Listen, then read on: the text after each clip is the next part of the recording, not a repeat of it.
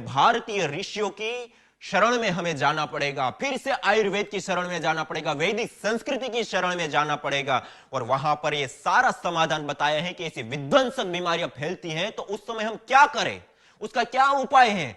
तो वहां पर विशेष प्रकार के द्रव्यों की यज्ञाग्नि में हवि देकर के उसका जो धूम्र उठता है उसको चारों दिशाओं में फैलाएं, और उसको फैलाने से विभिन्न प्रकार के जो पांचों तत्वों में विकार आए हैं, विकृति आई है, उसको हम शांत कर सकते हैं।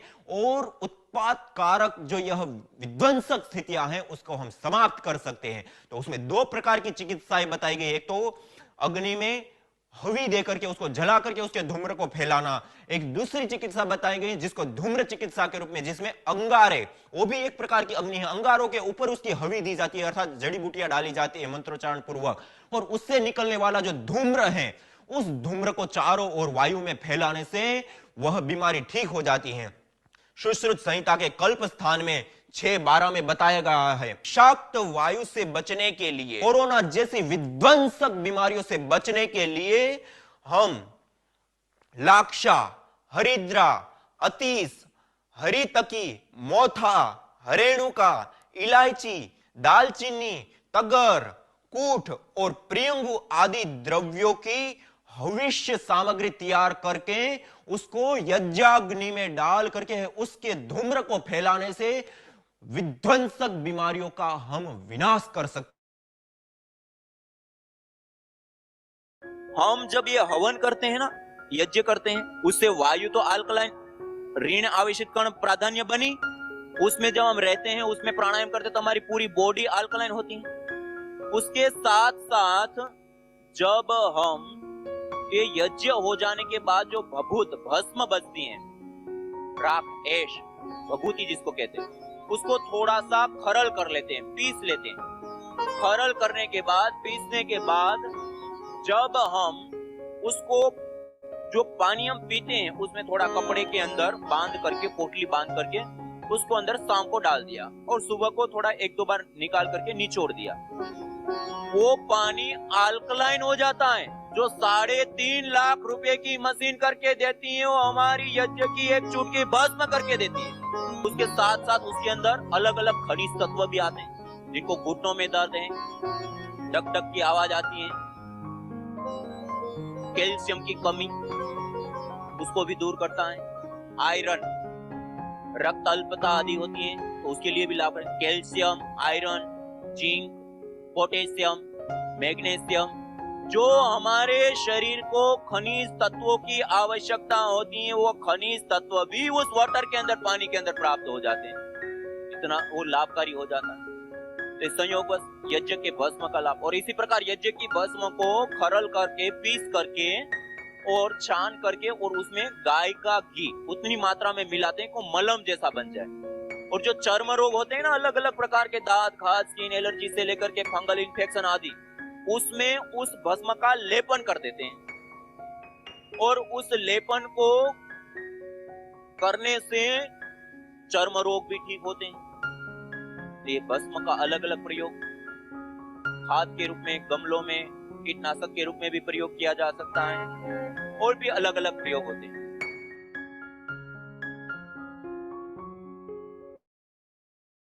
से इंपॉर्टेंट हमारा कोई आहार होता है तो वो वायु रूप आहार होता है। आज पेट्रोल, डीजल, कोयला से लेकर के अलग अलग ईंधनों का हम भारी मात्रा में प्रयोग कर रहे हैं, जिसके परिणाम स्वरूप आज जिस वायु में हम श्वास ले रहे हैं उस वायुमंडल के अंदर SOx, NOx, CFC, क्लोरोफ्लोरोकार्बन आदि भारी मात्रा में बढ़ चुके हैं, जिसके कारण स्मृति शक्ति ह्रास हो रहा है, हमारी कोशिकाएं डैमेज होती हैं और अलग अलग प्रकार की अनेक बीमारियां पैदा हो रही हैं। और जब हम ये हवन करते हैं, यज्ञ करते हैं, अग्निहोत्र करते हैं, तो इस हवन, यज्ञ, अग्निहोत्र को करने पर एथिलीन ऑक्साइड, प्रोपेलिन ऑक्साइड और अलग अलग प्रकार की ऐसी महत्वपूर्ण गैसें बनती हैं।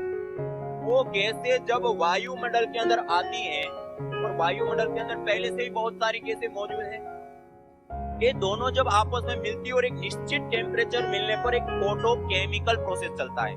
अर्थात गैस गैस आपस में मिलने पर उसके बॉन्ड टूटते हैं, बनते हैं, टूटते हैं, बनते हैं, और उसके परिणाम स्वरूप जिसको हम हानिकारक कैसे कहते हैं, पोल्यूटेंट कैसे कहते हैं, जहरीली कैसे कहते हैं, SOx, NOx, CFC आदि, और जो 70 लाख से, WHO के आंकड़ों को देखें तो 70 लाख से अधिक लोगों की जिसके कारण से मौत हो जाती है, वो कैसे यज्ञ को करने पर न्यूट्रलाइज हो जाती है, खत्म हो जाती है, दूर होती है।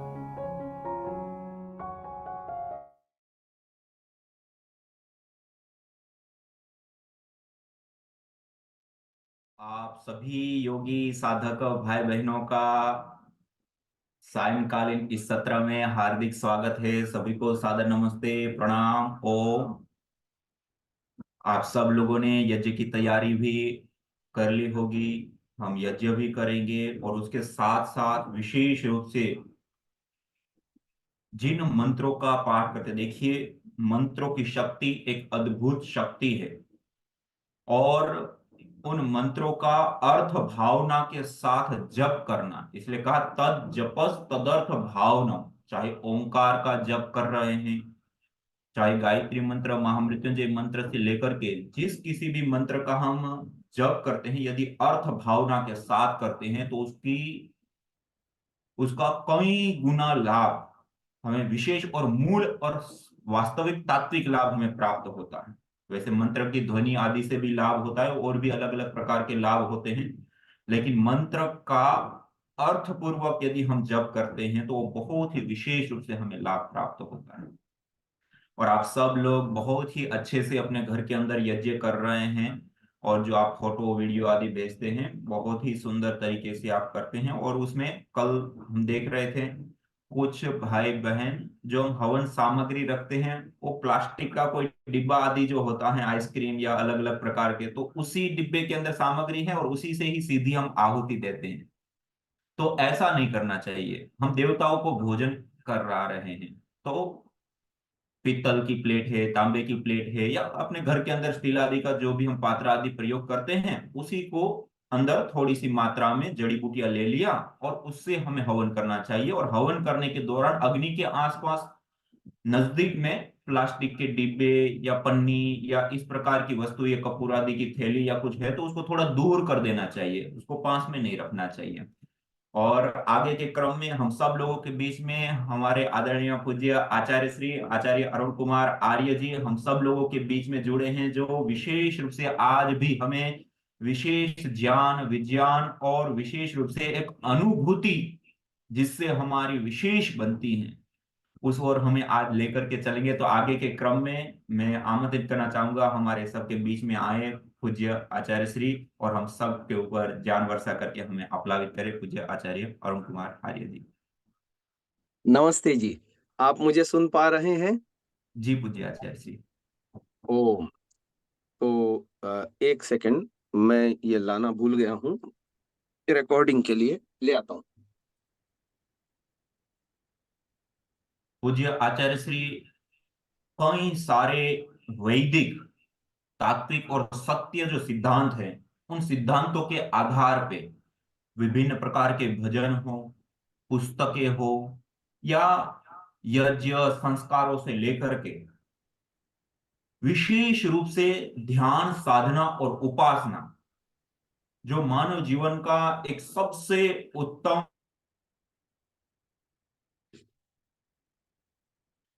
और सबसे श्रेष्ठ और मुख्य उद्देश्य लक्ष्य, उससे जो ध्यान साधना उपासना हम करते हैं उसके ऊपर आचार्य श्री का विशेष रूप से चिंतन मनन और गहन अनुष्ठान और अनुभव है। और उस अनुभव के साथ वो हमें मंत्रों का अर्थ और संध्या उपासना से लेकर के देव यज्ञ आदि हमें सिखा रहे हैं। ये हम सब लोगों का अहोभाग्य है, सौभाग्य है कि ऐसे विद्वान हमें प्राप्त हुए हैं और हमें ऐसा ज्ञान प्रदान कर रहे हैं। ये हम सब लोगों के लिए विशेष रूप से सौभाग्य की बात है। और आगे के क्रम में पूज्य आचार्य श्री। ओम। आपकी आवाज नहीं आई आचार्य। हाँ। जी ओम। आई।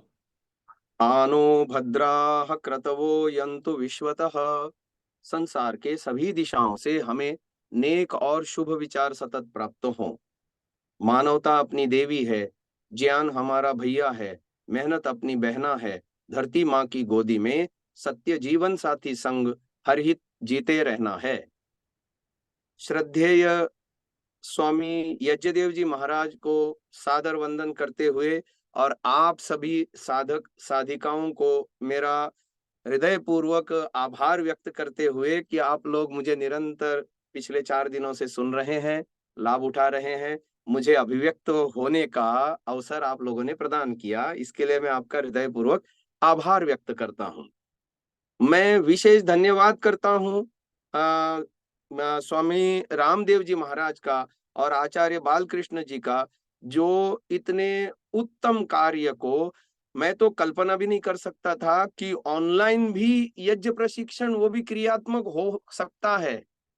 जो ये इन महानुभावों के माध्यम से आप लोग लाभ उठा पा रहे हैं, तो इन दोनों महानुभावों का भी विशेष आभार व्यक्त करता हूँ। अब मैं आज के विषय पे आता हूँ। जैसा कि श्रद्धेय स्वामी यज्ञदेव जी ने आपको बताया कि मंत्रों को जब हम अर्थपूर्वक जप करते हैं तो उसका प्रभाव 1000 गुना होता है। मैं भी यही बात कहता हूं महानुभाव अपने प्रवचनों के माध्यम से कि जब हम मंत्रों को वैसे ही बोल देते हैं तो वो शब्द का एक संस्कार बनता है, इससे आगे कुछ नहीं होता। मैं अक्सर उदाहरण दे करके समझाता हूं कि मंत्रों को आपने याद किया और बोला तो वो शब्द का, ध्वनि का एक संस्कार मात्र पड़ता है, लेकिन वो ऐसा ही है जैसे बाजार से आप मूंगफली लेके आते हो, उसके छिलके उतारते हो, छिलका तो चबा के खाते हो लेकिन उसके दाने अंदर के डस्टबिन में डाल देते हो, यानी उसका उपयोग नहीं लेते। ठीक वैसे ही होता है। लेकिन जब आप एक मंत्र का अर्थ एक बार ही तो याद करना होता है ना, एक ही बार, वन टाइम इन्वेस्टमेंट, मैं आपको कहता हूं one time investment life time achievement, यानी जीवन पर्यंत वो मंत्र आपको प्रतिदिन एक नई विंडो आपके अंदर खोलेगा, है ना। कंप्यूटर का जमाना है आजकल, विंडोज, तो जो है ना आपके अंदर वैचारिक धरातल की एक नई गहराई आप उस मंत्र के माध्यम से नापोगे, एक नई ऊंचाई उस मंत्र के अंदर दिए हुए विचार के माध्यम से आप उसको नापोगे। कितना बड़ा फायदा, one time investment life time achievement. आज से 5000 साल पहले पूरे विश्व की भाषा संस्कृत थी, उनको अलग से मंत्रों का अर्थ याद करने की जरूरत नहीं थी।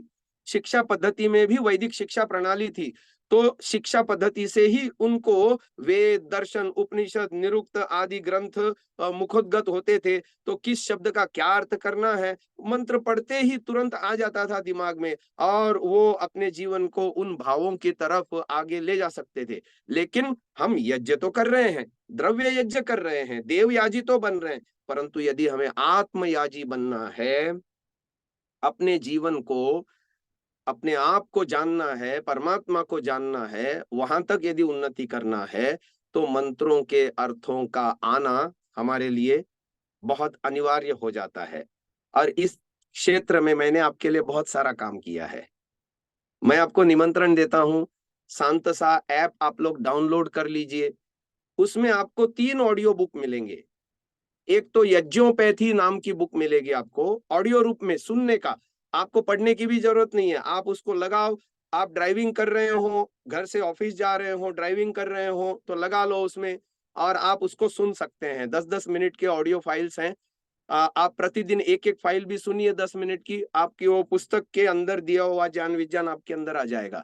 दूसरी पुस्तक मैंने रामनाथ वेदालंकार की बनाई है ऑडियो बुक, जिसका नाम है यज्ञ मीमांसा, बहुत अच्छी पुस्तक है, स्वाध्याय करने योग्य है। और तीसरा मैंने ये दैनिक, ऐसे ही एक शिविर हमने लगाया था घाटकोपर मुंबई में, और वहां मैंने कुछ मंत्रों की व्याख्या करी, और उस शिविर में श्रद्धेय स्वामी यज्ञदेव जी भी विद्यमान थे। तो उस शिविर में हमने मंत्रों की व्याख्या करी, एक मंत्र की व्याख्या करी जिसकी व्याख्या आपने परसों सुनी मुझसे, अयंत इद्मात्मा। लोग बड़े प्रभावित हुए, लोगों ने मुझसे डिमांड करी, तो मैंने दैनिक यज्ञ के मंत्रों का अर्थ जो विविध शास्त्रों में विविध लेखक महानुभावों ने, महर्षि दयानंद जी ने किए हैं, बताया है हमको, उनको संग्रहित करके 69 एपिसोड 10-10 मिनट के रिकॉर्ड करके उन सभी शिविरार्थियों को व्हाट्सएप के माध्यम से मैंने संप्रेषित किया था। उनको संग्रहित करके मेरे वेबसाइट पे भी डला है, कुकू एफएम पर भी डला हुआ है, और ऐप के माध्यम से जो शांतसा ऐप जिसकी चर्चा मैंने आपको कल की थी उसमें भी डला हुआ है। तो जिसमें दैनिक यज्ञ जो अभी हम कर रहे हैं रोज, उसके प्रत्येक मंत्र का विस्तार से अर्थ उसमें मैंने व्याख्यान किया हुआ है। तो मैं आपको निमंत्रित करता हूं, उनको आप अवश्य जानिए। आइए आज एक मंत्र को हम लेते हैं और उसी पर कुछ चर्चा करेंगे। यज्ञ में हम एक मंत्र का उच्चारण करते हैं, याम मेधाम देवगणाः पितरश्च उपासते तया मामद्य मेधया अग्ने मेधाविनम कुरु स्वाहा। तो इसमें जिस मेधा बुद्धि की कामना देवलोक और पितर लोक करते हैं, हे अग्नि स्वरूप, हे ज्ञान स्वरूप परमात्मन, उस मेधा बुद्धि से मैं भी संयुक्त हो जाऊं और मुझे आप मेधावी बनाइए। क्या है ये मेधावी बनना? आइए उसके ऊपर हम चर्चा करते हैं। महानुभावों, ज्ञान का आदि स्रोत है परमात्मा, और ज्ञान का मूल स्रोत है मनुष्य जीवन में वेद। यदि परमात्मा वेद के माध्यम से मनुष्य समाज को आदि सृष्टि में ज्ञान न दे तो दुनिया में एक भी मनुष्य ज्ञानी नहीं बन सकता। क्यों? क्योंकि मनुष्य का ज्ञान नैमित्तिक है। जब वो पैदा होता है तो कुछ भी ज्ञान उसमें नहीं होता, सिवाय रोने के उसको कुछ नहीं आता। भूख रूपी उसको कष्ट सताता है तो रोता है, और इंद्रियों के माध्यम से सुख की अनुभूति होता है तो हंसता है। इतना भर आता है उसको, बाकी सब कुछ उसको सीखना पड़ता है। तो यदि आदि सृष्टि में ईश्वर ज्ञान न दे वेदों का, तो हम ज्ञानी नहीं बन सकते। तो जितने भी श्रेष्ठ विद्वान या देव हुए हैं, वो इसी वेद ज्ञान को पा करके, साधनाएं करके, अपने आत्म तत्व को जान करके, ईश्वर को जान करके मेधावी बने हैं। मेधावी बनने का सीधा तात्पर्य है दिव्य बनना, अपने आप को देव श्रेणी में ले आना। महानुभाव, जीवात्मा 1 अरब 97 करोड़ वर्षों से, ये जब से सृष्टि बनी है तब से चलता हुआ हम यहाँ तक पहुंचे हैं। वैसे तो असंख्य जीव बद्ध अवस्था में है, हम गिन भी नहीं सकते कितने पशु पक्षी प्राणी आदि हैं इस संसार में। लेकिन हम इतना तो जानते हैं कि एक अप्रोक्सीमेट अनुमान प्रमाण से 7 से 7.25 अरब के लगभग मनुष्य योनि में जीव इस समय हैं। और ऋषियों का यह सिद्धांत है कि 50% अच्छे कर्म, 50% बुरे कर्म होने पर सामान्य मनुष्य के घर में जन्म मिलता है। आप उसको वर्ण व्यवस्था की दृष्टि से कहो, शूद्रत्व के रूप में उसको जन्म मिलता है। वहां से वो उन्नति करना शुरू करता है मनुष्य जीवन को पा करके। तो क्रमशः वैश्यत्व, क्षत्रियत्व, ब्राह्मणत्व, फिर ब्राह्मणत्व के बाद भी अलग अलग श्रेणियां होती हैं। मुनि है, त्यागी वैरागी है, ऋषि है, महर्षि है, और फिर आगे सबसे उत्तम डिग्री है, सबसे अंतिम डिग्री है देव, है ना। और उसी की कामना इस मंत्र में की गई है, याम मेधाम देवगणाः पितरश्च उपासते तया माम अद्य मेधया अग्ने मेधाविनम कुरु। जिस, मतलब आप देखिए, क्रमबद्ध शूद्रत्व से लेकर के देवत्व तक उन्नत करना है अपने आप को हमने। और ये एक जन्म का काम नहीं है महानुभाव। हाँ, एक जन्म में भी कर सकते हैं, पर उसके लिए पतंजलि कहते हैं तीव्र संवेगा नाम आसन्नः। और हम उदाहरण भी देखते हैं स्वामी श्रद्धानंद जी का। जब उन्होंने जन्म लिया और उसके बाद युवावस्था आते आते उनका जीवन अति अति निम्न कोटि का था, है ना। मैंने अभी 2 दिन पहले आपको बताया था 3 प्रकार के मनुष्य होते हैं। निकृष्ट, असुर, यानी अपने ही प्राण पोषण में तत्पर, उसका नाम है असुर। असून राति इति असुरः। दैत्य कह लो, असुर कह लो, राक्षस कह लो। तो उस टाइप का जीवन जीने वाला एक व्यक्ति आप कल्पना कर सकते हैं, एक ही जीवन में इतना उन्नत होता है कि पूर्ण संन्यास की अवस्था, है ना, वो अपने जीवन में पा लेता है और दुनिया के लिए एक अनुकरणीय उदाहरण बन जाता है, और स्वामी श्रद्धानंद के रूप में हम उनको जानते हैं।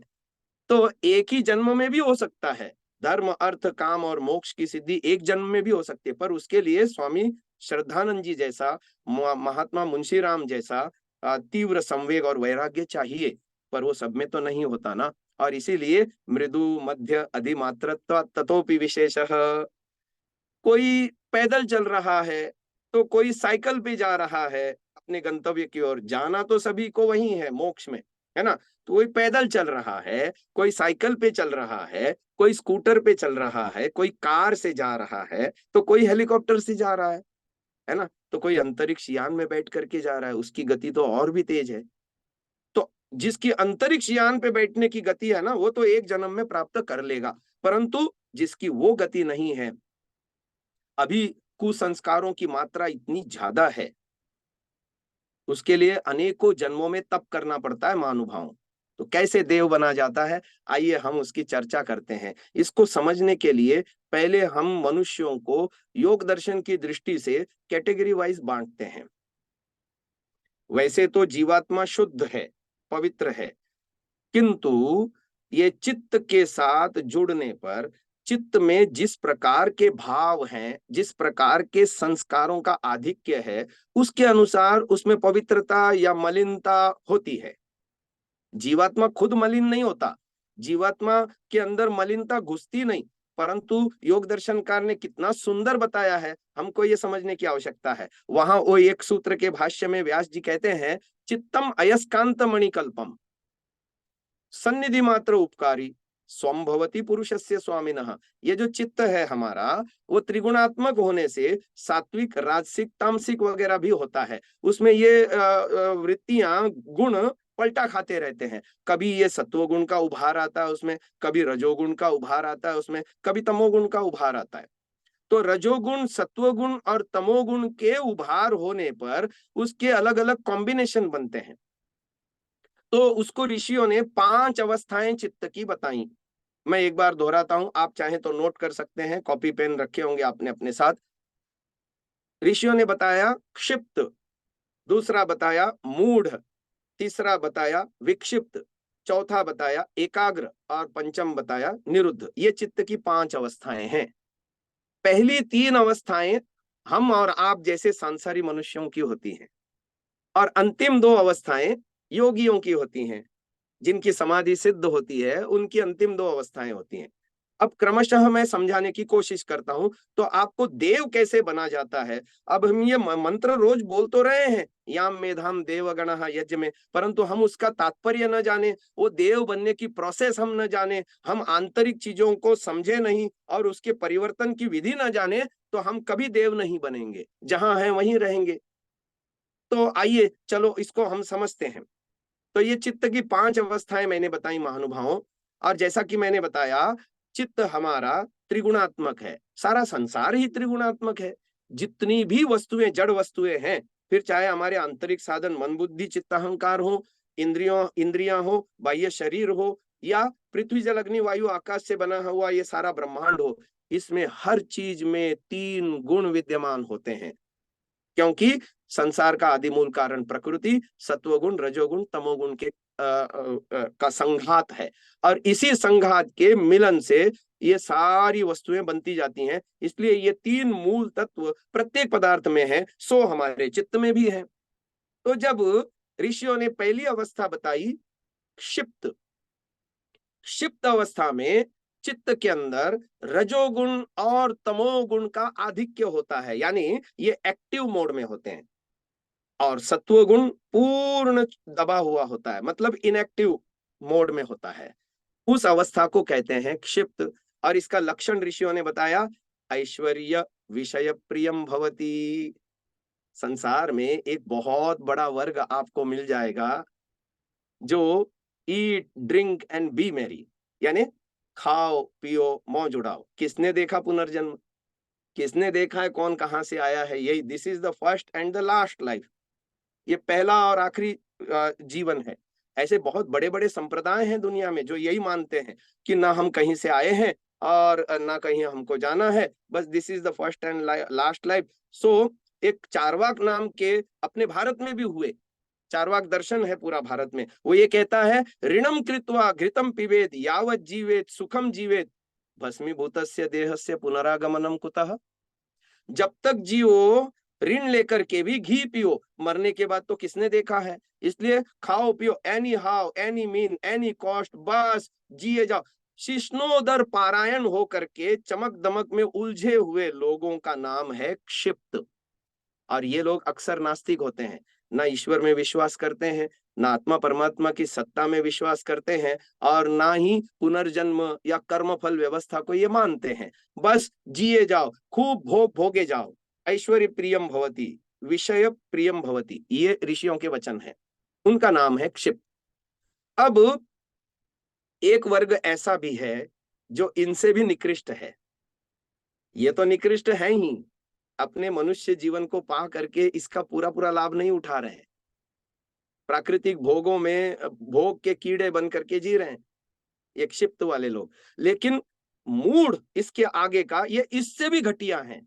वो कहते हैं उसमें क्या होता है, अब ये त्रिगुण की बात मैंने बताई थी, 3 गुणों में से केवल तमोगुण का उभार हम इनके जीवन में देखते हैं। तमोगुण प्रधान हो जाता है इनका जीवन, और रजोगुण और सत्वोगुण दोनों इनएक्टिव मोड में आ जाते हैं, सो जाते हैं, जैसे अकार्यक्षम हो जाते हैं, रहते हैं चित्त में पर ये कार्य नहीं कर रहे होते, केवल तमोगुण का उभार होता है।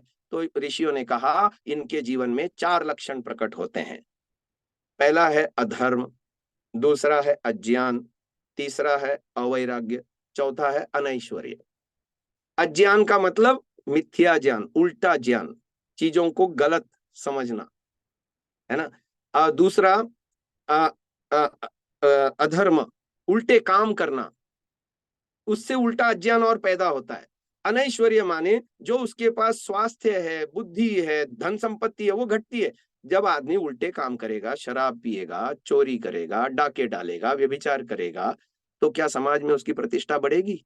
क्या उसका धन बढ़ेगा, उसका स्वास्थ्य बढ़ेगा? बिल्कुल नहीं, ये सब घटेगा। इसी का नाम तो अनैश्वर्य है। अधर्म, अज्ञान, अवैराग्य। अवैराग्य माने, वैराग्य किसे कहते हैं? ऋषि दयानंद की परिभाषा के अनुसार वैराग्य यानी सत्य का ग्रहण, असत्य का परित्याग। अब जो आदमी अज्ञान पूर्वक अधर्म किए जा रहा है उसका वैराग्य भला कैसे बढ़ेगा? वो तो सत्य को ग्रहण करना नहीं चाहता और असत्य को छोड़ना नहीं चाहता। किसी को कहो कि तू बीड़ी क्यों पीता है, इससे फेफड़े जो है ना जलते हैं, वो कहता है तेरे बाप के पैसे की पीता हूं क्या, तुझे क्या करना है, मैं तो पीऊंगा। हमने कहा शराब मत पियो, लीवर खराब होता है, अरे पेट के कीड़े भी तो मरते हैं इसलिए पी रहा हूं। मतलब उल्टी बात। अवैराग्य, इसी का नाम है अवैराग्य। अवैराग्य माने सत्य को ग्रहण न करना, असत्य को न छोड़ना, तो ये है अवैराग्य।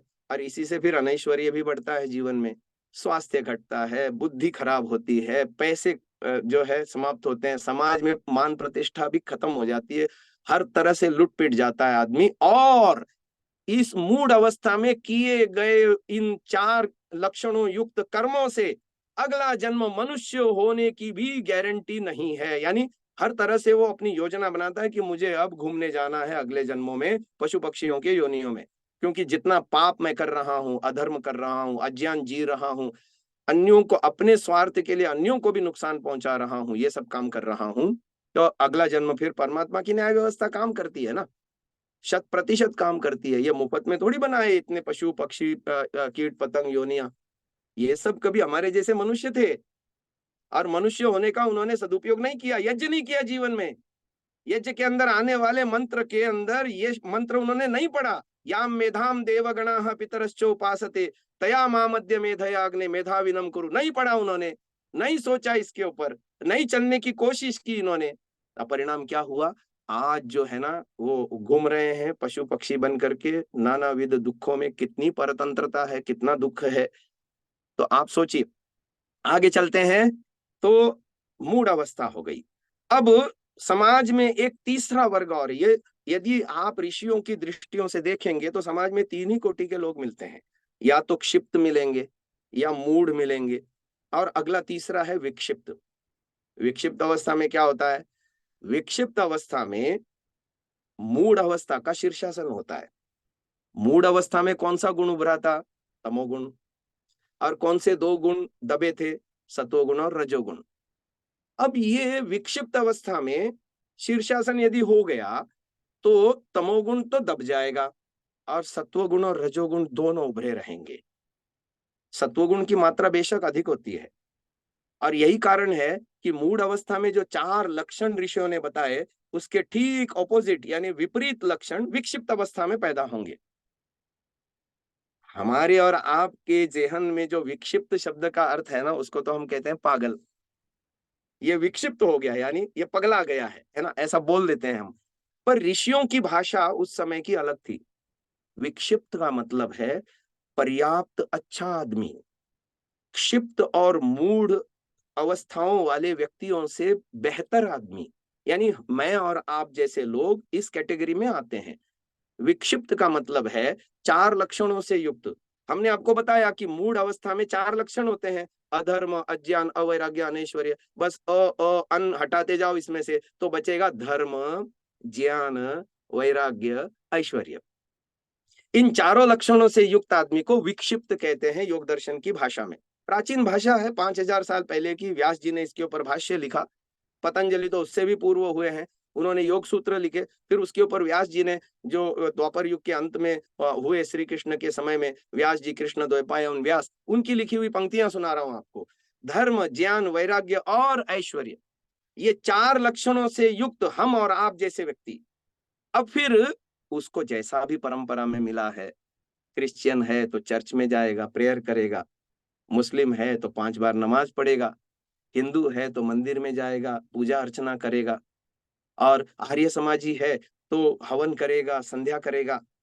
और सिख है तो गुरुद्वारे में जाएगा, शब्द पढ़ेगा, है ना। यहूदी है तो अपने ढंग से, जैसे भी, जैन, बौद्ध आदि जैसे भी, जो भी उसको परंपरा से मिला है धर्म, जिसको वो धर्म समझता है, उसको वो श्रद्धा से पालन करने की कोशिश करेगा। स्वाध्याय करेगा, सत्संग करेगा, जगराते करेगा, जप करेगा, जो भी उसको मिला है परंपरा से, उसने अपने माता पिता से, सराउंडिंग से, समाज से जो सीखा है, वो धर्म भीरू बनेगा। परंतु उसके जीवन में अभी रजोगुण की मात्रा है थोड़ी थोड़ी, जिसके कारण से अभी योग में उसका प्रवेश नहीं हो पा रहा। तो अगली अवस्था जो है, जैसा कि मैंने बताया, 3 अवस्थाएं संसारी मनुष्यों की होती हैं चित्त की, और अगली 2 अवस्थाएं योगियों की होती हैं, यानी जो समाधि लगाता है उनकी होती है। तो उसमें जो पहली है उसको योग दर्शन की भाषा में कहा संप्रज्ञात समाधि, और जो दूसरी अवस्था है, अंतिम अवस्था, उसको कहा असंप्रज्ञात समाधि। इसके 2 और नाम हैं। पहली वाली का एक नाम एकाग्र समाधि भी है और दूसरी वाली का नाम निरुद्ध समाधि भी है। और योगश्चित्त वृत्ति निरोधः, योग दर्शन ने हमको सूत्र दिया। अथ योगानुशासनम पहला सूत्र है समाधिपाद का। उसके बाद तुरंत पहला ही सूत्र, दूसरा सूत्र है योगश्चित्त वृत्ति निरोधः। चित्त वृत्ति के निरोध होने पर तदा द्रष्टुः स्वरूपे अवस्थानम, व्यक्ति अपने आप को जानता है और सर्वव्यापक ईश्वर को भी जान लेता है चित्त की वृत्तियों का निरोध हो जाने पर। हाँ, पहली वाली जो समाधि है एकाग्र समाधि, जिसको हम संप्रज्ञात समाधि कहते हैं, उसकी भी 4 अवस्थाएं बताई। उसमें चौथी अवस्था में व्यक्ति अपने स्वरूप को जान लेता है, लेकिन और अधिक स्पष्टता से जानने के लिए उसको दूसरी वाली समाधि में प्रवेश करना पड़ेगा, जिसका नाम है निरुद्ध समाधि। उसमें वो अपने आप को एकदम बहुत अच्छे से समझ लेता है और परमात्मा को भी जान लेता है। तब आदमी देव बनता है। महानुभाव, जिसकी कामना इस मंत्र के द्वारा की गई कि याम मेधाम देवगणाः पितरश्चोपासते तया मामद्य मेधयाग्ने मेधाविनम कुरु।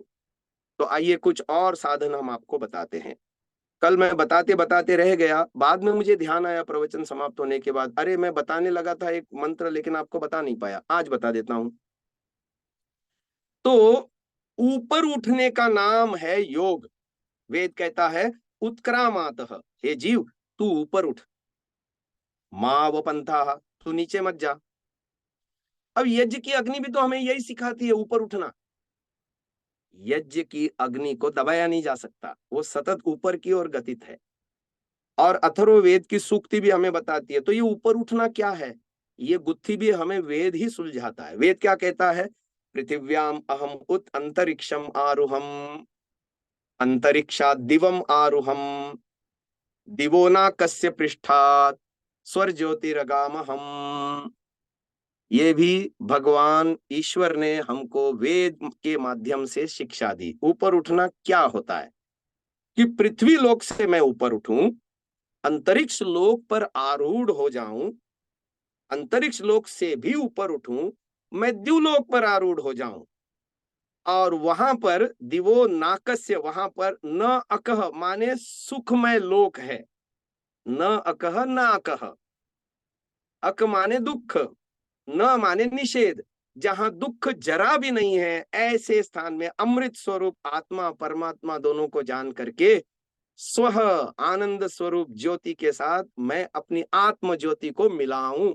ये है योग, ये है ऊपर उठना। और तब देवत्व को हम प्राप्त होते हैं महानुभाव, जिसकी विद्वान लोग और पितर लोग कामना करते हैं, और मुझे भी कामना करनी चाहिए। और उसी के लिए मैं ये द्रव्य यज्ञ भी कर रहा हूं, और संध्या उपासना स्वाध्याय तप स्वाध्याय ईश्वर प्रणिधान आदि साधनों के द्वारा अपने जीवन को भी यज्ञ में बना रहा हूं।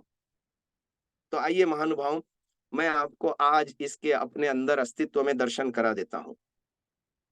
भूलोक ये हमारा शरीर है, इससे पहले वाले प्रवचनों में आपने मुझसे सुना। अंतरिक्ष लोक में हमारे जो है मन बुद्धि चित्त अहंकार अंतःकरण चतुष्टय है, और इंद्रियों के सूक्ष्म रूप हैं, 5 ज्ञानेंद्रियां 5 कर्मेंद्रियां, 5 तन्मात्राएं भी आती हैं, शब्द स्पर्श रूप रस गंध।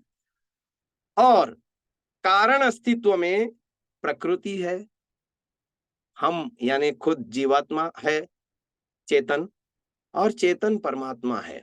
ये तीनों चीजें कारण अवस्था में हैं, और वेद इसका संकेत देता है। हमारे शरीर के अंदर यदि इस अस्तित्व को हम देखना चाहें, तो इस गुत्थी का, इस प्रश्न का उत्तर भी वेद देता है हमको। यजुर्वेद में एक मंत्र आता है, नाभ्या आसित अंतरिक्षम शीर्ष्णो द्यौः समवर्तत पद्भ्याम भूमि श्रोत्रादिशः तथा लोका अकल्पयन्। तो ये यजुर्वेद का मंत्र है। इस मंत्र में क्या कहा, वो समझाने से पहले मैं आपको सुषुम्ना में जो 7 केंद्र हैं, एक बार इसकी फिर याद दिलाता हूं। पिछले प्रवचन में मैंने कहा था, हमारे सुषुम्ना में 7 ऊर्जा केंद्र हैं। सबसे नीचे पायु, जिसको मूलाधार कहते हैं, उससे ऊपर आइए स्वादिष्ठान, उसको कहते हैं उपस्थ नामक स्थान में। फिर नाभि चक्र में मणिपूरक, उसके हृदय में आते हैं तो अनाहत, और फिर कंठ में आते हैं तो वहां पर विशुद्धि, और भ्रू मध्य में, दोनों आंखों के बीच में सीध में रीढ़ की हड्डी में तो एक स्थान है, उसको कहते हैं विशुद्धि, नहीं आज्ञा। और फिर सबसे ऊपर है सहस्रार। तो इनके मैंने बीज मंत्र भी बताए थे। महर्षि दयानंद जी ने हमको वैदिक संध्या में इन ऊर्जा केंद्रों पर जपने के लिए 7 बीज मंत्र भी दिए हैं। ओम भू, ओम भुवः, ओम स्वः, ओम महः, ओम जनः, ओम तपः, ओम सत्यम। मैंने ओंकार की व्याख्या भी इसके अंतर्गत बताई थी। अ उ और म, भूलोक से संबंधित अकार होता है, अंतरिक्ष लोक से संबंधित उकार होता है, और द्युलोक से संबंधित मकार होता है। तो आज इस मंत्र के द्वारा जो मैंने बताया कि वेद कहता है मैं पृथ्वी लोक से ऊपर उठना है, मुझे अंतरिक्ष लोक पर आरूढ़ होना है, अंतरिक्ष लोक से भी ऊपर उठना है, द्युलोक पर मुझे आरूढ़ होना है। तो इसकी गुत्थी कि पृथ्वी में अंतरिक्ष लोक भूलोक द्युलोक कहाँ है, स्पष्ट रूप से ईश्वर ने ही हमको बता दिया। कहा नाभ्या आसीत अंतरिक्षम, ये नाभि से ऊपर देखो, यहां तक अंतरिक्ष है, कंठ तक। शीर्ष्णो द्यौः समवर्तत, और ये जो सिर का भाग है ये द्युलोक है। फिर पद्भ्याम भूमि, पैरों में भूमि। तो ये सिद्ध हुआ। अब आप देखिए 7 केंद्रों को यदि आप विभाजित करेंगे तो क्रमशः पायु, उपस्थ और नाभि, ये भूलोक को रिप्रेजेंट करने वाले 3 ऊर्जा केंद्र हैं। और जहां भूलोक समाप्त होता है वहीं से अंतरिक्ष लोक शुरू होता है। तो अंतरिक्ष लोक का स्टार्टिंग पॉइंट है नाभि। नाभि से शुरू करके नाभि, हृदय और कंठ, ये तीनों अंतरिक्ष लोक हैं। और जहां अंतरिक्ष लोक खत्म हो गया यानी कंठ में, वहीं पे द्युलोक शुरू होता है। तो द्युलोक का स्टार्टिंग पॉइंट, आरंभ बिंदु है कंठ, भ्रू मध्य उसका मध्य बिंदु है, और तालु यानी सहस्रार वो उसका अंतिम बिंदु है। महानुभाव, इतने से ही बहुत सारे रहस्य खुल जाते हैं। पृथिव्याम हम उत अंतरिक्षम आरुहम, जैसा कि मैंने बताया, एक है जीवन जो शिष्णोदर पारायण होकर के जी रहे हैं या मूढ़ अवस्था में अज्ञानी होकर के जी रहे हैं। उनकी गति नाभि से ऊपर नहीं हो पा रही है, यानी वो भूलोक में ही, यानी सांसारिक खाओ पियो मौज उड़ाओ इसी में लगे हुए हैं। और मूढ़ आदमी तो अपने अगले जन्मों का पक्का आरक्षण रिजर्वेशन कर रहा है कि मुझे कुत्ता बनना है, घोड़ा बनना है, बकरा बनना है, मछली बनना है, और जघन्य कर्म करूंगा ओसामा बिन लादेन जैसे, है ना। तो मेरे को पेड़ बन के हजारों साल तक खड़ा होना है, लोगों को छाया देना है, फल देना है, और अपने पापों का परिहार करना है। देख लो, तो ये मूढ़ अवस्था वाली बात हो गई। लेकिन विक्षिप्त अवस्था वाले ये लोग हैं जिनकी गति थोड़ा सा और ऊपर, नाभि से थोड़ा और ऊपर उठ रहे हैं। धर्म, ज्ञान, वैराग्य, ऐश्वर्य के अंदर अभी वो रममाण हैं। ऐसे लोग यानी मेरे और आपके जैसे लोग, पर अभी इनकी योग में गति नहीं हुई। योग में गति होने के लिए और थोड़ा ऊपर उठना पड़ेगा। अंतरिक्षा दिवम आरूहम, अंतरिक्ष लोक से भी द्युलोक पर आरूढ़ होना पड़ेगा। देवलोक, देव कैसे होते हैं?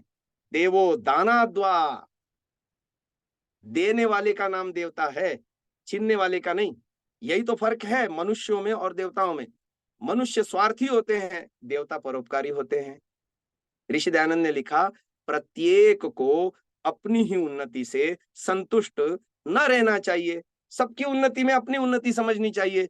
इस विचारधारा को जो साक्षात जीवन में जीता है वो देवत्व की कोटि में जाता है, उसका ऊर्ध्व गमन होता है, अंतरिक्ष लोक से वो ऊपर उठता है। और जो राग द्वेष, तेरा मेरा, स्वार्थ, ऐषणाएं इसके अंदर फंसा हुआ है, ये जो मैंने कहा ना, विक्षिप्त अवस्था में सत्वगुण के साथ साथ रजोगुण भी तो एक्टिव होता है, और यही तो रजोगुण है जो उसको राग द्वेष से ऊपर नहीं उठने देता।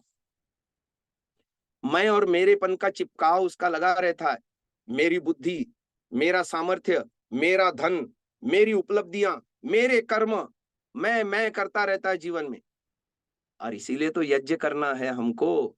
रोज यज्ञ करेंगे और यज्ञ में कहेंगे इदन्न मम, आहुति देंगे और कहेंगे इदन्न मम। कहीं ना कहीं तो हिट होगा दिमाग में, और ये उससे बाहर निकलेगा उस अहंकार से। मैं और मेरेपन का चिपकाव जो उसे बंधन में बांध रहा है, जो उसे आगे समाधि में प्रवेश होने नहीं दे रहा, द्युलोक में ऊपर उन्नत होने नहीं दे रहा, उससे वो बाहर निकलेगा। इसलिए हमको यज्ञ करना है, और इसीलिए मंत्रों को अर्थ सहित जपना है। अर्थ सहित यदि मंत्रों को हम जपते हैं तो हमारे जीवन में ऐसे चुटकियों में प्रगति होती है। असुरत्व को छोड़ करके हम मनुष्यत्व, फिर मनुष्यत्व को छोड़ करके देवत्व के परिसीमा में हम प्रवेश कर जाते हैं महानुभाव। यही उद्देश्य है यज्ञ करने का, मुख्य उद्देश्य यही है। ठीक है, आप नौकर को लगा करके भी यज्ञ कर सकते हो और उससे पर्यावरण की शुद्धि हो सकती है, और उसमें आप बैठोगे तो आपको भी उसका लाभ मिलेगा, पर वो भौतिक लाभ है, वो बहुत छोटा लाभ है, वो बहुत थोड़ा लाभ है। पर जब हम श्रद्धा पूर्वक मंत्रों का उच्चारण करते हैं और उच्चारण के साथ साथ अर्थों को भी जान रहे होते हैं, अर्थों के साथ साथ अपने संकल्पों को शुद्ध करते हैं, उन संकल्पों के अनुसार हम व्रत लेते हैं, निश्चय करते हैं, अपने जीवन को चलाने के लिए अपने आप को लगाते हैं, तब कहीं जाकर के ब्रह्मचर्य, गृहस्थ, वानप्रस्थ, इन 3 दहलीजों को पार करते करते करते करते देवत्व की सीमा में हम प्रवेश कर जाते हैं, और वो संन्यास की अवस्था है। हम अपने आप को जानने के, समाधिस्थ होने के और ब्रह्म परिचय के सुपात्र बनते चले जाते हैं। स्वयं को जानना, ब्रह्म को जानना, ये है देवत्व। योग के द्वारा जन्म जन्मांतर के कुसंस्कारों का क्षय करना और अंतरिक्ष लोक से भी ऊपर उठना, है ना। अंतरिक्ष लोक में ये बाधाएं हैं। आपने बाधा दौड़ देखी होगी, कुछ प्रतिभागी एथलीट दौड़ते रहते हैं, बीच में बाधाएं रखी होती हैं, उसको पार करते हुए दौड़ना है और पहले आना है। और ये बाधाएं हैं महानुभाव, त्रिएषणाएं, लोकेशना, वित्तेशना, पुत्रेशना, ये रजोगुण के प्रभाव को कम करने नहीं देती। क्योंकि जब तक महर्षि दयानंद जी ने योगश्चित्त वृत्ति निरोधः की व्याख्या करते हुए स्पष्ट लिखा है, मनुष्य रजोगुण तमोगुण युक्त कर्मों से मन को रोक, यानी अपनी क्षिप्त अवस्था को छोड़ना, मूढ़ अवस्था को तो बिल्कुल ही नहीं पकड़ना, वो तो हमारे लिए जहर है, वो विष है। यानी तमोगुण को उभरने ही नहीं देना जीवन में। ठीक है, तमोगुण जीवन में है, पर वो कितने अंश तक, जब हम दिन भर काम करके थक जाते हैं ना, तो शरीर और मन भी जो है ना विश्राम चाहता है, वो तमोगुण उभर जाने से बस उतना भर है कि बस थोड़ी देर के लिए विश्राम ले लेंगे, तमोगुण फिर शांत हो जाएगा और फिर सक्रिय होकर के अगले दिन प्रातरग्निम प्रातरिंद्रम ईश्वर की स्तुति करते हुए फिर वापस देवत्व की ओर दौड़ लगाएंगे। ऐसा हमारा जीवन होगा। ये कब होगा? जो व्यक्ति यज्ञ करेगा, प्रतिदिन यज्ञ में प्रतिज्ञा करेगा कि मुझे देव बनना है, मैंने अपने जीवन को दिव्य बनाना है, ये राजसिकता और तामसिकता को मैंने छोड़ देना है। हम बाहरी वितान तो बहुत फैलाते हैं, मेरा बंगला हो, मेरी गाड़ी हो, मेरी बैंक बैलेंस हो, मेरे नौकर चाकर हो, मेरे मित्र साथी हो, मेरी समाज में पहचान हो, मेरा समाज में अधिकार हो। आंतरिक भवन हम नहीं रचते महानुभाव। जीवन के लक्ष्य की तरफ हमने बिल्कुल जो है निग्लेक्ट कर रखा है अपने आप को। तो आइए मैं यज्ञ के माध्यम से आपको आह्वान करता हूं कि ऋषियों जैसी जीवन शैली हम जिए। आंतरिक निर्माण ही वास्तव में निर्माण है। आपके पास कितना धन है, कितनी आपकी पहचान है, कितना आपका अधिकार है, अधिकार संपन्न है आप, कितनी आपकी संपत्तियां हैं, इससे आपकी पहचान नहीं है आध्यात्मिक जगत में। आध्यात्मिक जगत में आपकी पहचान इसमें है, आपने कितने कुसंस्कारों का क्षय किया है, आपके जीवन में से क्लेश कितने शमन हो गए हैं, आपके जीवन में विवेक वैराग्य की क्या स्थिति है, आप अपने आप को कितना जानते हैं, आपने अपने जीवन में जितेंद्रियत्व को कितना प्राप्त किया है ना? श्रुत्वा स्पृष्ट्वा च दृष्ट्वा च भुक्त्वा घ्रात्वा च यो नरः न रिष्यति ग्लायति वास विज्ञेयो जितेंद्रियः। मनु जी ने हमको सूत्र दिया, बहुत आसान सूत्र है, पर जीवन में व्यवहार में उतारना उतना ही कठिन। क्यों? असल में कठिनाई और सरलता दोनों सापेक्ष शब्द हैं। आज इसको भी समझा देता हूं। कठिनाई और सरलता कुछ नहीं है, सापेक्ष शब्द हैं। वो हमारे संस्कारों और आदतों के समानुपाती होते हैं। उदाहरण देके समझाता हूं, परिभाषा थोड़ी क्लिष्ट हो गई, इसलिए उदाहरण देके समझाऊंगा, आसानी से समझ में आएगा। एक व्यक्ति मेरे जैसा, मैं पिछले 35 सालों से सुबह ठीक 4 बजे उठता हूं और मुझसे जुड़ा हुआ हर व्यक्ति इस बात को जानता है। देश विदेश में जितने लोग मुझसे जुड़े हैं व्हाट्सएप में, सब जानते हैं, क्योंकि उनके मोबाइल पे व्हाट्सएप पे ठीक 3:45 बजे मेरा मैसेज पहुंच जाता है।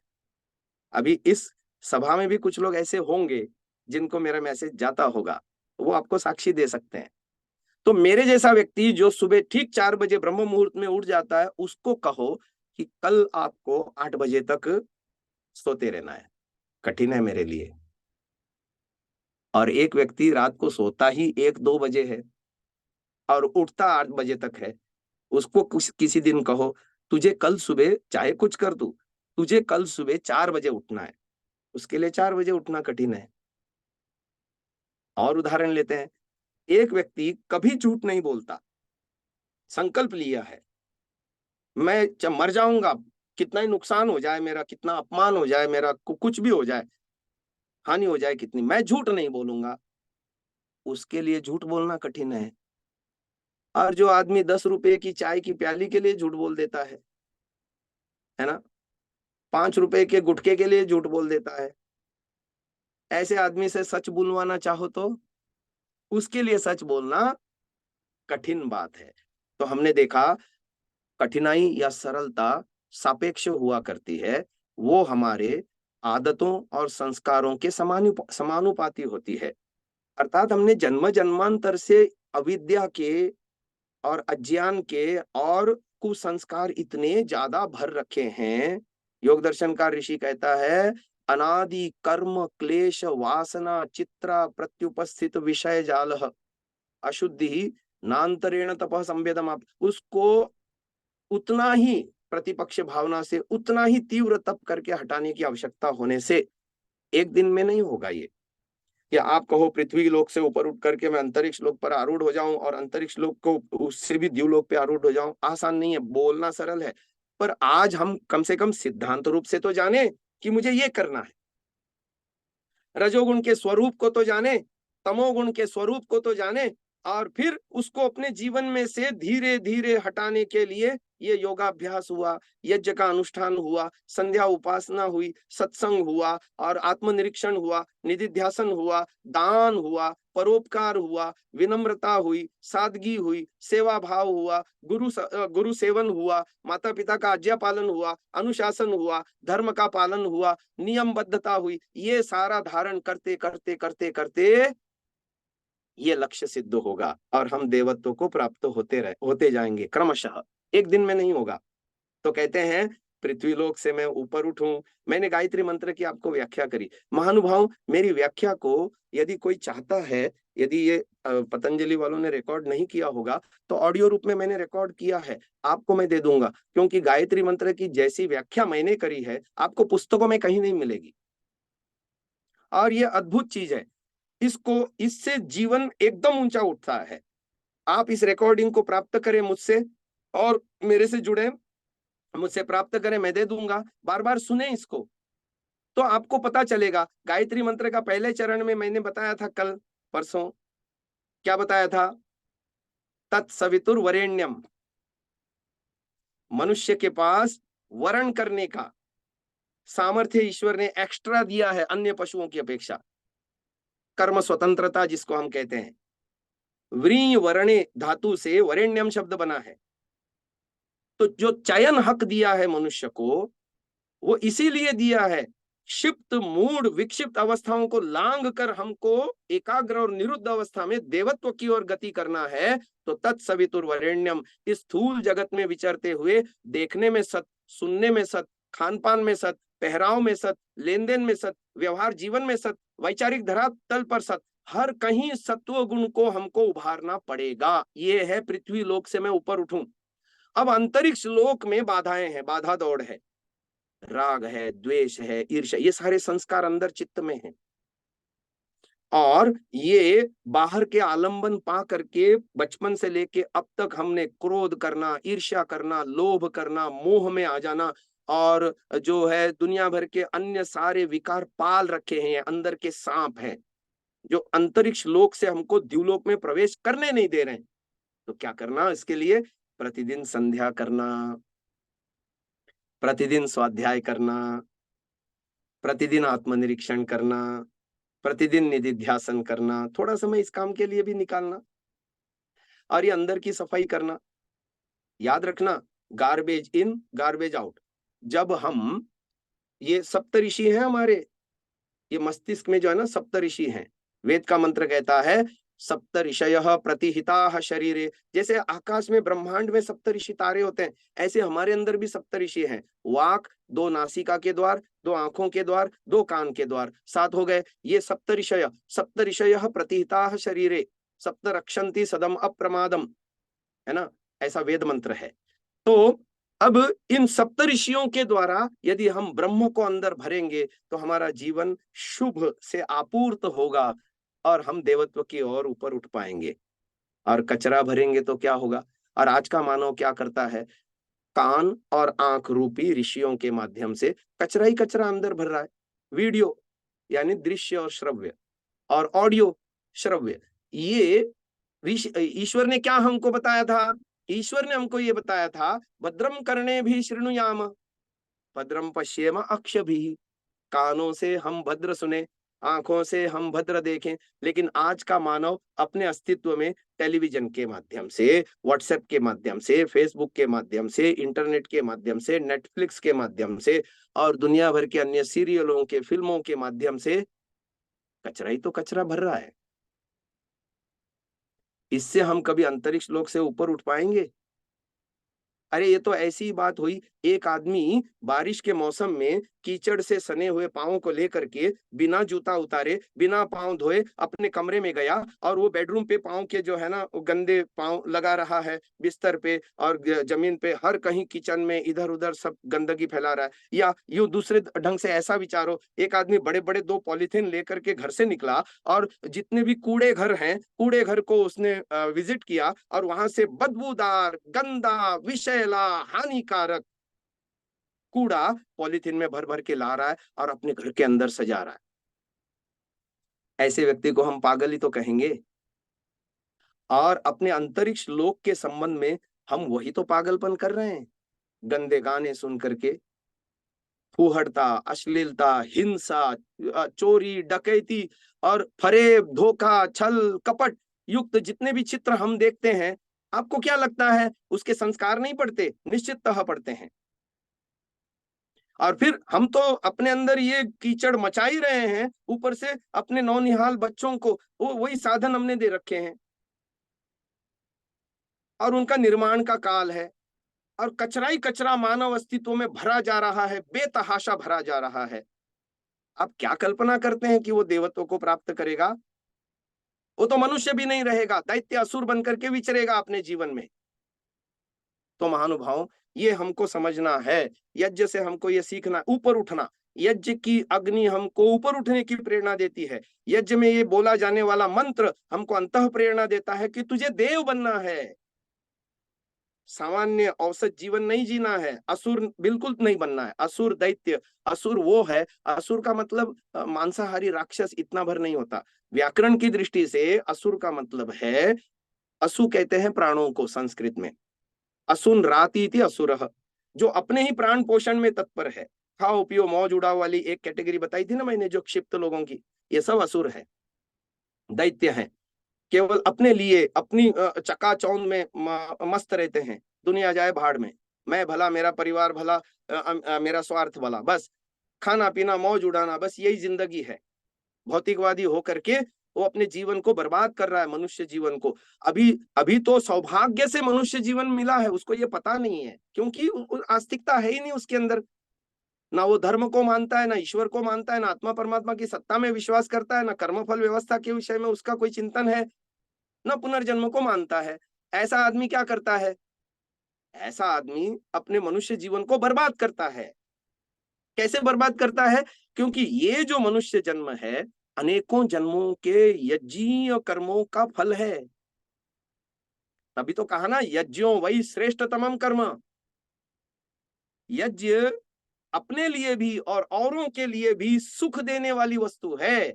दुनिया में सबसे ज्यादा जरूरी चीज है हवा, और वो भी शुद्ध हवा, वो भी मेडिकेटेड हवा, और वो भी प्राणप्रद हवा, स्वास्थ्यप्रद हवा। जब आप वो प्रोड्यूस करके अपने लिए भी खुद भी कंज्यूम करते हैं, आपको भी पूरा भाग मिलता है, और आप जिस सोसाइटी में रहते हो उस सोसाइटी में जितने भी रहने वाले लोग हैं, जहां तक आपके उस हवन की सुगंधी जा रही है, सबको आप शुद्धतम हवा प्रतिदिन प्रोड्यूस कर करके दे रहे हैं, जो कि दुर्लभ है मनुष्य जीवन में। तो आप कितने लोगों का उपकार करते हो। और जब आप अनेकों लोगों का उपकार करते हो, पशु पक्षियों का उपकार करते हो, पर्यावरण का जो है प्रदूषण मिटाने में एक अपना योगदान देते हो, तभी तो वो श्रेष्ठतम कर्म कहलाया। और श्रेष्ठतम कर्म करने से ही आगे जन्म मनुष्यों के मिलने की संभावना बनती है। और जो केवल असुर होकर के केवल उपभोग भर कर रहा है, पांचों इंद्रियों से बेतहाशा प्रकृति का दोहन कर रहा है, पांचों महाभूतों को गंदा कर रहा है, पृथ्वी जल अग्नि वायु आकाश सबको, पर्यावरण को दूषित कर रहा है, वो तो पृथ्वी पर भार है। और उसको इन सभी पाप कर्मों का जो है ना फल चुकाना पड़ेगा पशु पक्षियों के योनियों में जा करके। इसलिए हमको यज्ञ करना है, अब प्रतिदिन करना है। यदि हम अगले जन्मों में मनुष्य बनना चाहते हैं, मैं तो कहता हूं आपके पास जो है ना, रेलवे में होता है ना, एक होता है कंफर्म टिकट, और एक होता है आरएसी, रिजर्वेशन अगेंस्ट कैंसलेशन, यानी आपको बैठने का अधिकार मिलेगा, सो नहीं सकते, बैठने का, आरएसी। और एक होता है वेटिंग लिस्ट। यदि आप यज्ञ नहीं करते तो ये जो मनुष्य जन्म मिला है, अनेकों जन्मों में आपने यज्ञ किया होगा। यज्ञ केवल भौतिक ये आहुति देने भर का नाम यज्ञ नहीं है। जब आप औरों के सुख बढ़ाने के लिए अपनी ओर से कोई भी योगदान देते हैं किसी भी प्रकार का, वो सब यज्ञीय कर्म है, जहां आपका भी और औरों का भी सुख बढ़े जिस जिस काम से, फिर चाहे वैचारिक धरातल पर हो, वाणी से हो या शरीर से हो, ऐसी सब क्रियाएं यज्ञ स्वरूप हैं। अनेकों जन्मों में आप यज्ञ और ये भौतिक यज्ञ भी करने के परिणाम स्वरूप ये जन्म मिला। अब वो तो पुण्य व्यय हो गया, खर्च हो गया। नया आप यज्ञ नहीं कर रहे हैं, आप वेटिंग लिस्ट में हैं। अगला जन्म आपको मनुष्य का मिलने की कोई गारंटी नहीं है। क्यों? क्योंकि जीवन जीने के लिए जो आवश्यकताएं हैं वो तो प्रकृति से आपने दोहन किया और बदले में प्रकृति को कुछ नहीं दिया। तो आप पाप के भागी बन रहे हैं, आप घाटे में हैं। और यदि यज्ञ करते हैं प्रतिदिन, स्वयं के लिए भी सुखदायी पर्यावरण आप उत्पन्न करते हैं अपने घर में। प्रातः प्रातः गृहपतिर्नो सायं सायं सौमनसस्य दाता, सायं सायं गृहपतिर्नो प्रातः प्रातः सौमनसस्य दाता, और औरों के लिए भी सुख बटोरने का कारण बनते हैं, तो आपका पुण्य का संचय बढ़ता जाता है। और फिर यज्ञ में आए हुए मंत्रों का यदि आप अर्थपूर्वक जाप करते हैं और अपने अंतरिक्ष लोक को सफाई करते हैं, तो देवलोक में प्रवेश करने की आपकी योग्यता बढ़ती जाती है। इन विचारों को कल का मेरा आखिरी प्रवचन होगा आपके बीच में, और अधिक विस्तार से बताने की कोशिश करूंगा। आज इसको यहीं विराम देते हैं। एक आज के यज्ञ में हम ईश्वर स्तुति प्रार्थनोपासना का पद्यानुवाद हम आपको सुनाने वाले हैं। मैंने निवेदन किया था कि वो पद्यानुवाद आपके मोबाइल में पहुंचा दिया जाए, और उसकी ऑडियो क्लिप भी जो स्टूडियो में मैंने गाई है वो भी आपको पहुंचा दी जाए। तो आइए अब हम आगे यज्ञ को आरंभ करते हैं। ओम। सर्वप्रथम आचमन के लिए सीधे हाथ में जल ग्रहण करें।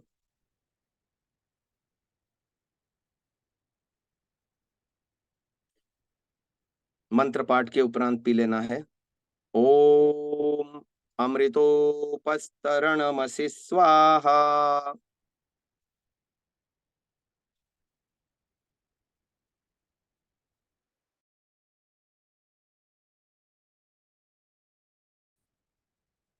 ओम अमृतापिधानमसि स्वाहा।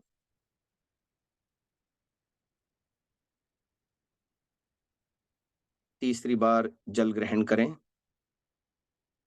ओम सत्यं यशः श्रीर्मयी श्रीः श्रयतां स्वाहा।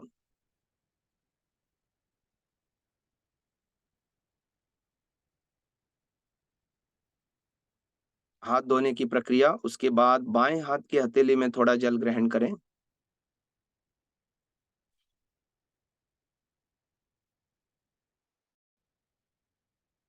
ओम वांग म आस्येस्तु मुख में। ओम नसोर में प्राणोस्तु नासिका में। ओम अक्ष्णोर में चक्षुरस्तु आंखों में। ओम कर्णयोर में श्रोत्रमस्तु कानों में। ओम बाहुओर में बलमस्तु भुजाओं में। ओम ऊर्वोर म ओजोस्तु जंघाओं में। ओम अरिष्टानि मेंगानि तनुस्तन्वा में सहसंतु। आज हम ईश्वर स्तुति प्रार्थनोपासना का पद्यानुवाद आपको सुना रहे हैं। यह पद्यानुवाद और इसका गाया हुआ जो है ऑडियो क्लिप आपको भेजी जाएगी। अथेश्वर स्तुति प्रार्थनोपासना मंत्राः। ओम विश्वानि देव सवितर दुरितानि परासुव यद्भद्रन्तन्न आसुव।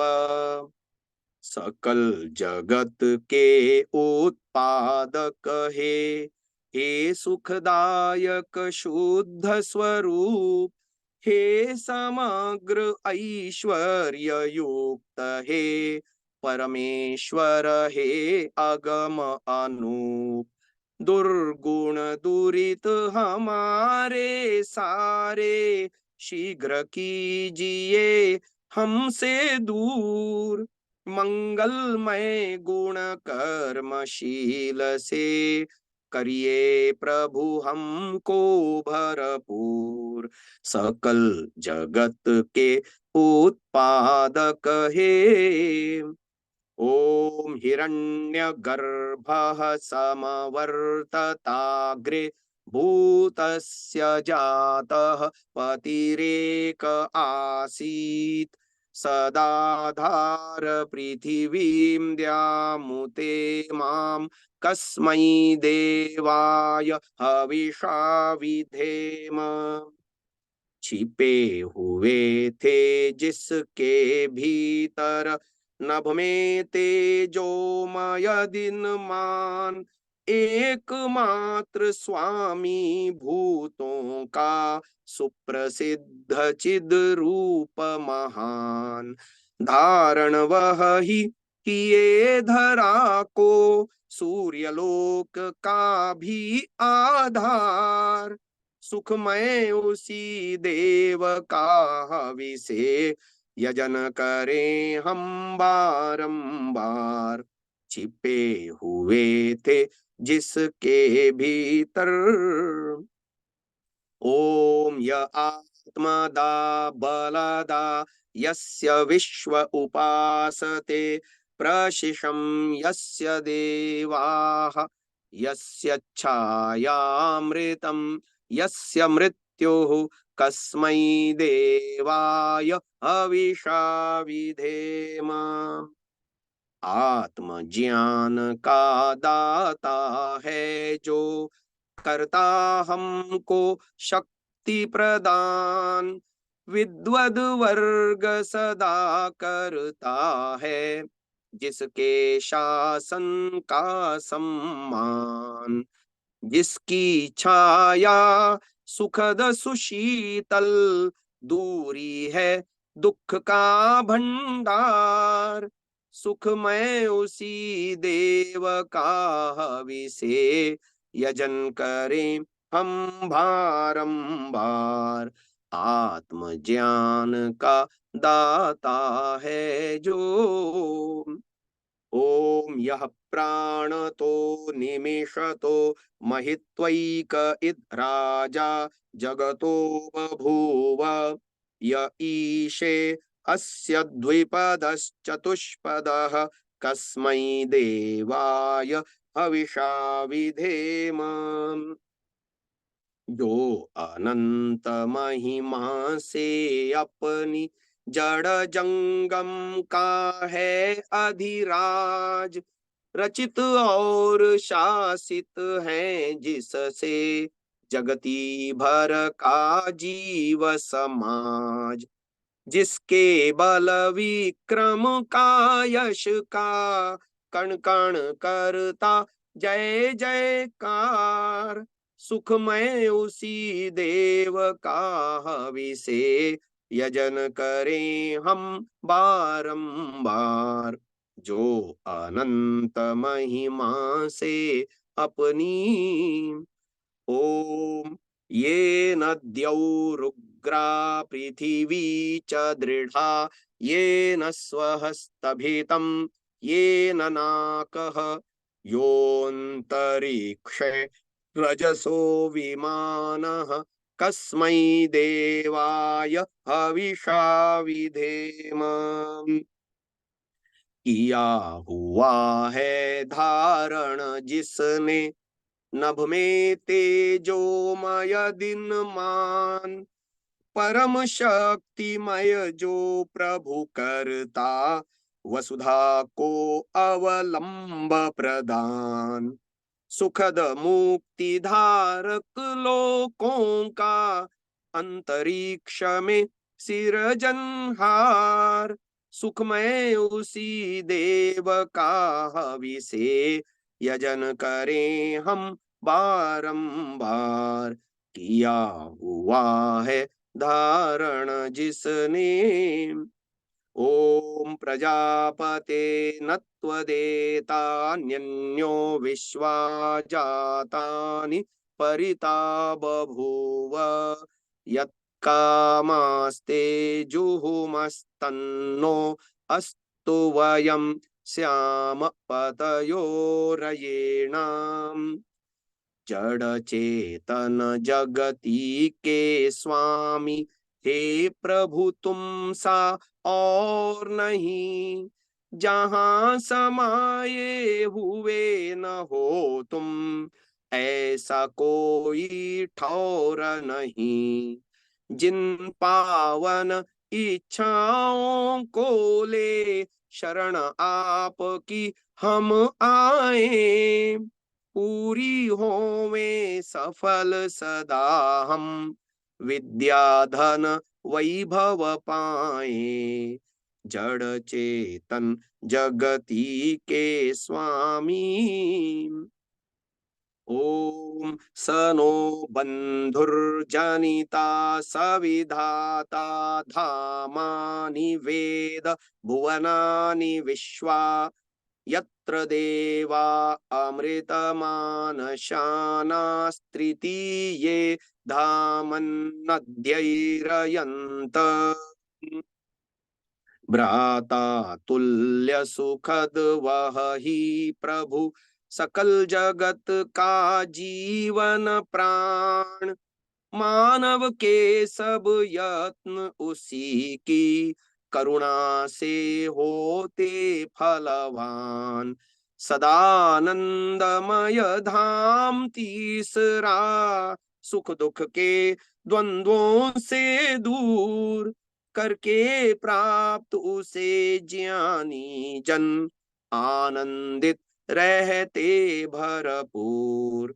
भ्राता तुल्य सुखद वह ही प्रभु, ओम अग्नेनय सुपथाराये अस्मान् विश्वानि देव वयुनानि विद्वान्। युयोध्यस्मज्जुहुराणमेनो भूयिष्ठान्ते नम उक्तिं विधेम। स्वयं प्रकाशित ज्ञान रूप है सर्ववेद्य है दया निधान। धर्म मार्ग से प्राप्त कराएं हमें आप ऐश्वर्य महान। पाप कर्म कौटिल्य आदि से रहें दूर हम हे जगदीश। अर्पित करते नमन आपको बारंबार झुका कर शीश। स्वयं प्रकाशित ज्ञान रूप है। इति ईश्वर स्तुति प्रार्थना उपासना। अतः अग्न्याधानम, दीपक को जलाएं। ओम भूर्भुवः स्वः। श्रुआ में कपूर लेकर के मंत्र पाठ के उपरांत जला करके दीपक से अग्निकुंड में रखना है। ओम भूर्भुवः स्वर्द्यौरिव भूम्ना पृथिवीव वरिम्णा, तस्यास्ते पृथिवी देव यजनि पृष्ठेऽग्निमन्नाद मन्नाद्याया दधे। पतली पतली समिधा रखते हुए थोड़ा सा घी उस पर टपकाएं। ओम उद्बुद्ध्य स्वाग्ने प्रतिजागृहीत्वमिष्टापूर्ते संसृजेथामयं च अस्मिन् सधस्थे अद्योत्तरस्मिन् विश्वे देवा यजमानश्च सीदत। समिधा दानम 3 समिधाएं 4 मंत्र। बीच वाली दूसरी समिधा 2 मंत्रों से दी जाएगी। ओम अयंत इद्म आत्मा जात वेदस्तेनेध्यस्व वर्धस्व चेद्धवर्धय चास्मान् प्रजया पशुभिर्ब्रह्म वर्चसे नान्नाद्येन समेधय स्वाहा। इदमग्नये जात वेदसे इदन्न मम। ओम, अभी बीच में स्वाहा आएगा पर समिधा नहीं रखनी, सेकंड स्वाहा पर रखनी। ओम समिधाग्निम दुवस्यत घृतैर्बोधयता तिथिम आस्मिन् हव्या जुहोतन स्वाहा इदमग्नये इदन्न मम सुसमिद्धाय शोचिषे घृतं तीव्रं जुहोतन अग्नये जातवेदसे स्वाहा इदमग्नये जातवेदसे इदन्न मम। तीसरी समिधा तन्त्वा समिद्भिरंगिरो घृतेन वर्धयामसि बृहच्छोचायविष्ठ्य स्वाहा इदमग्नयेऽङ्गिरसे इदन्न मम। एक ही मंत्र से 5 बार घृताहुति। ओम अयंत इद्म आत्मा जात वेदस्तेनेध्यस्व वर्धस्व चेद्धवर्धय चास्मान् प्रजया पशुभिर्ब्रह्म वर्चसे नान्नाद्येन समेधय स्वाहा इदमग्नये जातवेदसे इदन्न मम। ओम अयंत इद्म आत्मा जात वेदस्तेनेध्यस्व वर्धस्व चेद्धवर्धय चास्मान् प्रजया पशुभिर्ब्रह्म वर्चसे नान्नाद्येन समेधय स्वाहा इदमग्नये जातवेदसे इदन्न मम। ओम अयंत इद्म आत्मा जात वेदस्तेनेध्यस्व वर्धस्व चेद्धवर्धय चास्मान् प्रजया पशुभिर्ब्रह्म वर्चसे नान्नाद्येन समेधय स्वाहा इदमग्नये जातवेदसे इदन्न मम।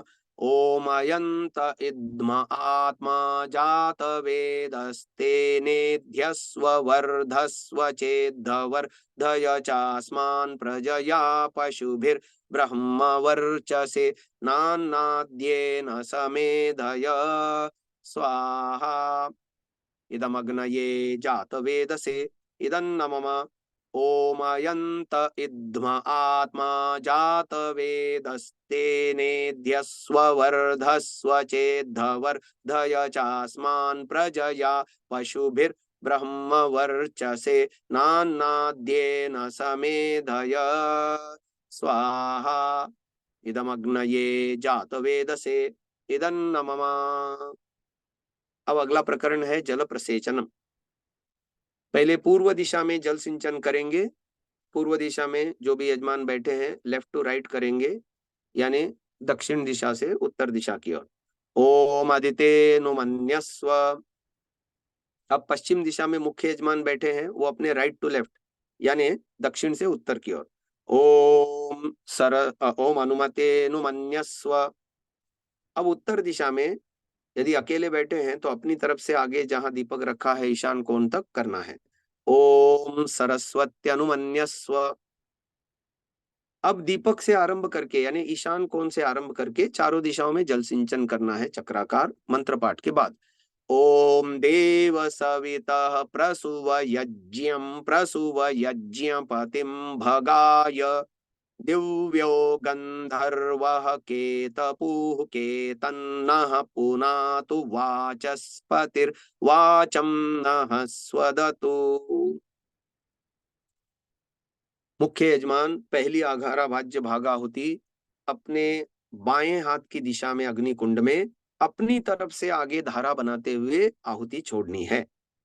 ओम अग्नये स्वाहा इदम अग्नये इदन्न मम। दूसरी आघारा वाज्य भागाहुति अपने दाहिने हाथ की दिशा में अग्नि कुंड में अपनी तरफ से आगे धारा ले जाते हुए छोड़ते जानी है। ओम सोमाय स्वाहा इदम सोमाय इदन्न मम। अब आगे 2 आज्य आहुतियां हैं जो गोलाकार मध्य में देनी होती हैं। ओम प्रजापतये स्वाहा इदम प्रजापतये इदन्न मम। ओम इंद्राय स्वाहा इदम इंद्राय इदन्न मम। अब यदि अकेले बैठे हैं यज्ञ करने में तो एक बार घी की आहुति दें, फिर सुरुआ नीचे रख करके सामग्री की भी आहुति दें, फिर अगले आहुति के लिए जाएं। तो ऐसा करें। और यदि सहयोगी यजमान बैठे हैं तो मुख्य यजमान को छोड़ करके बाकी लोग सामग्री की आहुति दे लें। इतना ध्यान रखना, सामग्री की इतनी ज्यादा मात्रा न हो कि धुआं फैले, और जो है समिधाएं व्यवस्थित चयन कर लेंगे तो धुआं नहीं होता। ओम सूर्यो ज्योतिर्ज्योतिः सूर्यः स्वाहा। ओम सूर्यो वर्चो ज्योतिर्वर्चः स्वाहा। ओम ज्योतिः सूर्यः सूर्यो ज्योतिः स्वाहा। ओम सजुर्देवेन सवित्रा सजुरुषसेन्द्रवत्या जुषाणः सूर्यो वेतो स्वाहा। ओम भूरग्नये प्राणाय स्वाहा। इदमग्नये प्राणाय इदन्नमम। ओम भुवर्वायवे पानाय स्वाहा। इदं वायवे पानाय इदन्नमम। ओम स्वरादित्याय व्यानाय स्वाहा। इदमादित्याय व्यानाय इदन्नमम। ओम भूर्भुवः स्वरग्निवायवादित्येभ्यः प्राणापानव्यानेभ्यः स्वाहा। इदमग्निवायवादित्येभ्यः प्राणापानव्यानेभ्यः इदन्नमम। ओम आपो ज्योतिरसोमृतं ब्रह्म भूर्भुवः स्वरोम स्वाहा। ओम यां मेधां देवगणाः पितरश्चोपासते तयामामद्य मेधयाग्ने मेधाविनं कुरु स्वाहा। ओम विश्वानि देव सवितर्दुरितानि परासुव यद्भद्रं तन्न आसुव स्वाहा। ओम अग्नेनय सुपधाराये अस्मान् विश्वानि देववयुनानि योयोध्यस्मज्जुहुराणमेनो भूयिष्ठान्ते नम उक्तिं विधेम स्वाहा। ओम अग्निर्ज्योतिर्ज्योतिरग्निः स्वाहा। ओम अग्निर्वर्चो ज्योतिर्वर्चः स्वाहा। ओम स्वाहा। ये मंत्र मन में बोल के देना होता है। ओम सजुर्देवेन सवित्रा सजुरात्रियेन्द्रवत्या जुषाणो अग्निर्वेतु स्वाहा। ओम भूरग्नये प्राणाय स्वाहा। ओम भुवर्वायवे पानाय स्वाहा। ओम स्वरादित्याय व्यानाय स्वाहा। ओम भूर्भुवः स्वरग्निवायवादित्येभ्यः प्राणापानव्यानेभ्यः स्वाहा। ओम आपो ज्योतिरसोमृतं ब्रह्म भूर्भुवः स्वरोम स्वाहा। गायत्री मंत्र श्रद्धा से उच्चारण करें। ओम भूर्भुवः स्वः तत्सवितुर्वरेण्यं भर्गो देवस्य धीमहि धियो यो नः प्रचोदयात् स्वाहा। ओम भूर्भुवः स्वः तत्सवितुर्वरेण्यं भर्गो देवस्य धीमहि धियो यो नः प्रचोदयात् स्वाहा।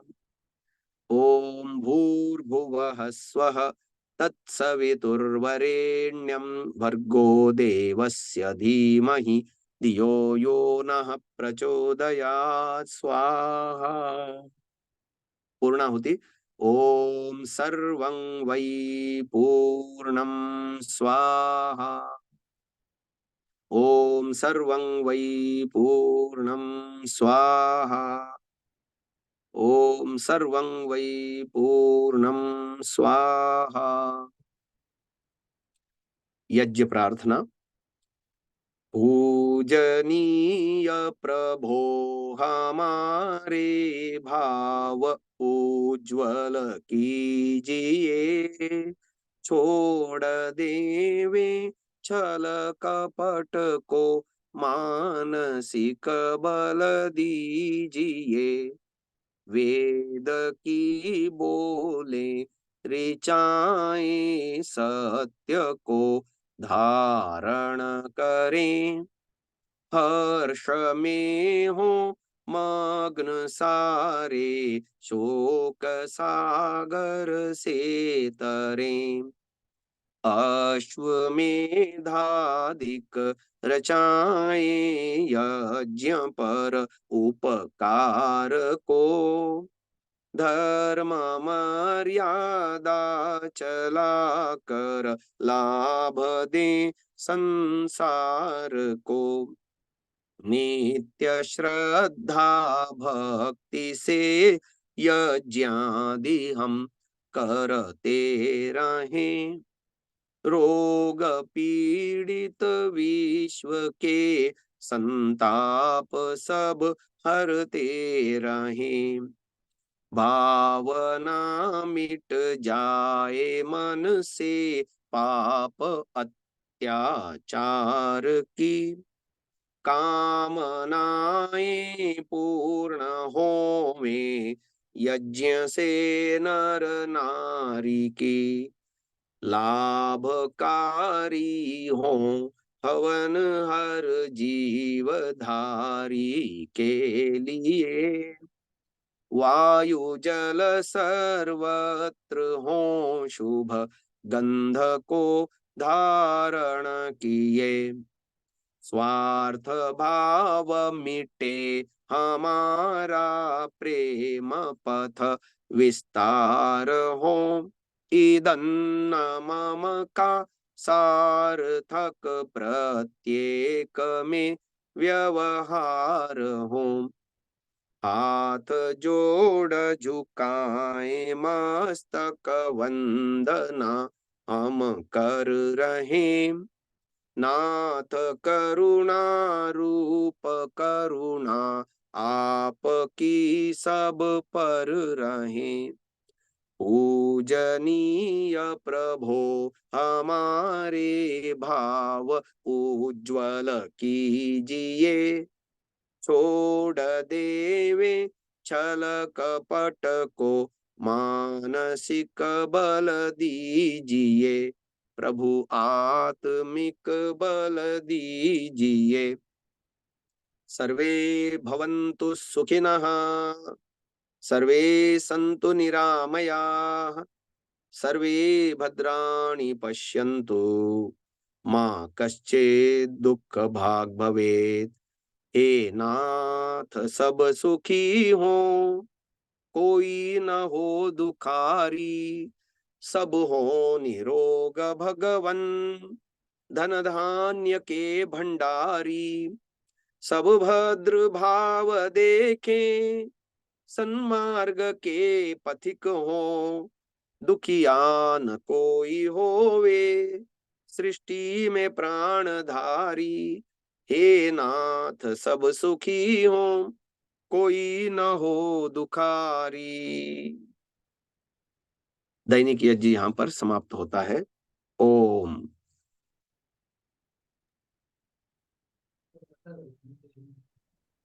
आज पूज्य आचार्य श्री ने हम सब लोगों को मंत्रों का अर्थ, उसकी भावना, उसका महत्व और उसके साथ साथ इतने सारे बिंदुओं के ऊपर हमें प्रकाश दिया है कि हमारा, यदि जैसे पूज्य आचार्य जी ने कहा कि एक बार यदि हम अपने समय को इन्वेस्ट करें और इन मंत्रों को भावार्थ के साथ हम सीख ले, जान ले, याद कर ले और उस भावना के साथ हम यदि यज्ञ करते हैं तो यह जीवन पर्यंत हमेशा के लिए हमारे लिए विशेष रूप से कल्याणकारी हो जाता है, एक बार इन्वेस्ट किया हुआ। ये जो वीडियो अभी भी चल रहा है, ये आपको हर दिन का पूरा सेशन आपको लिंक के माध्यम से प्राप्त हो जाता है। उसको याद करने के लिए, बार बार दोहराने के लिए आप उस वीडियो का विशेष रूप से प्रयोग ले सकते हैं और उसके माध्यम से बार बार उस मंत्रों को जानना, उसका जो उच्चारण कैसे कर रहे हैं आचार्य श्री, गाते कैसे हैं, या फिर उसका जो महत्व बताएं शब्दार्थ के साथ, उसको 2 3 4 बार यदि उसको रिपीट कर लेते हैं तो हमारे चित्त में एक बार एकदम से छप जाता है। और फिर आप केवल ऐसे ही बैठ करके जब मंत्र का पाठ करेंगे तो सहज रूप से वो पदार्थ प्रस्फुटित होने लगेंगे, पदों के अर्थ, जैसे जैसे आप पद बोलते जाएंगे। तो आप सब भाई बहन इस पूरी व्यवस्था का पूरा प्रयोग लीजिए और अपने जीवन को वैदिक जीवन, और जो पुरोहित बन रहे हैं उसको तो वैदिक पुरोहित बनना ही है। तो आप सब, और आचार्य श्री इसमें जो यज्ञ चिकित्सा और यज्ञ को सीखने वाले भाई बंधु तो है ही हैं, उसके साथ साथ इसमें 60 भाई बहन ऐसे हैं जो पौरोहित्य का कोर्स करें। मानिए अपने जीवन में आगे के समय में, मतलब पौरोहित्य से संबंधित ज्ञान विज्ञान प्राप्त करना और पौरोहित्य कार्य को कराना, या उस संबंध में आगे बढ़ने के लिए भी एक विशेष रूप से इसमें 60 भाई बहन ऐसे हैं।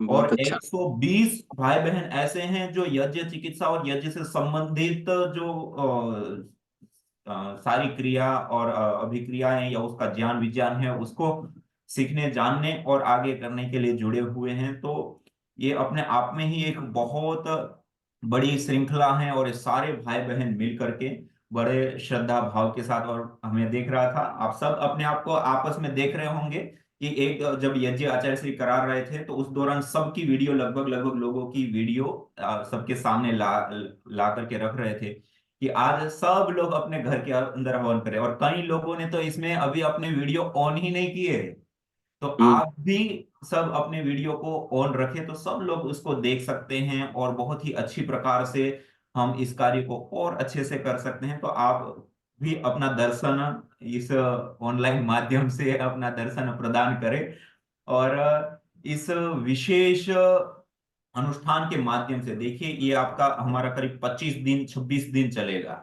25 26 दिन के अंदर दोनों ही 1.5 1.5 घंटे के सत्र के अंदर जो ज्ञान विज्ञान वैदिक सिद्धांत हम सब लोगों के सामने आ रहे हैं, यदि आपने इसकी नोट बनाई और इतनी ही चीजें यदि आपने याद करके अपने जीवन को इसके अनुसार आगे बढ़ा दिया, तो ये अपने आप में ही एक जीवन की सबसे बड़ी उपलब्धि हो जाएगी। ये इतनी बड़ी ज्ञान विज्ञान की बातें हमारे सामने आ रही है, और विशेष रूप से मैं आज पूज्य आचार्य श्री का कृतज्ञता पूर्वक धन्यवाद ज्ञापन करना चाहूंगा कि अपने अमूल्य समय में से हमें निरंतर समय निकाल करके अपने पूरे जीवन भर हमें जो 5 10 मिनट में वो सुना देते हैं मंत्र का अर्थ, उसका शब्दार्थ, लेकिन इन चीजों को करने के लिए पूरा जीवन जीना पड़ता है। उसके लिए समय शक्ति ऊर्जा पूरा लगा करके, आचार्य श्री की उम्र आप सब लोगों को कितनी बहुत कम लग रही होगी, लेकिन आचार्य श्री की उम्र 60 पार है,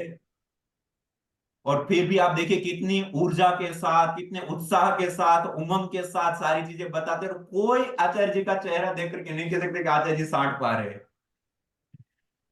तो आचार्य जी बहुत ही हम सब लोगों को प्रेरणा मिल रही है और बहुत ही उत्साह उमंग के साथ हम सब जुड़े हुए हैं। आपका बहुत बहुत कृतज्ञता पूर्वक धन्यवाद ज्ञापन करना चाहता हूँ।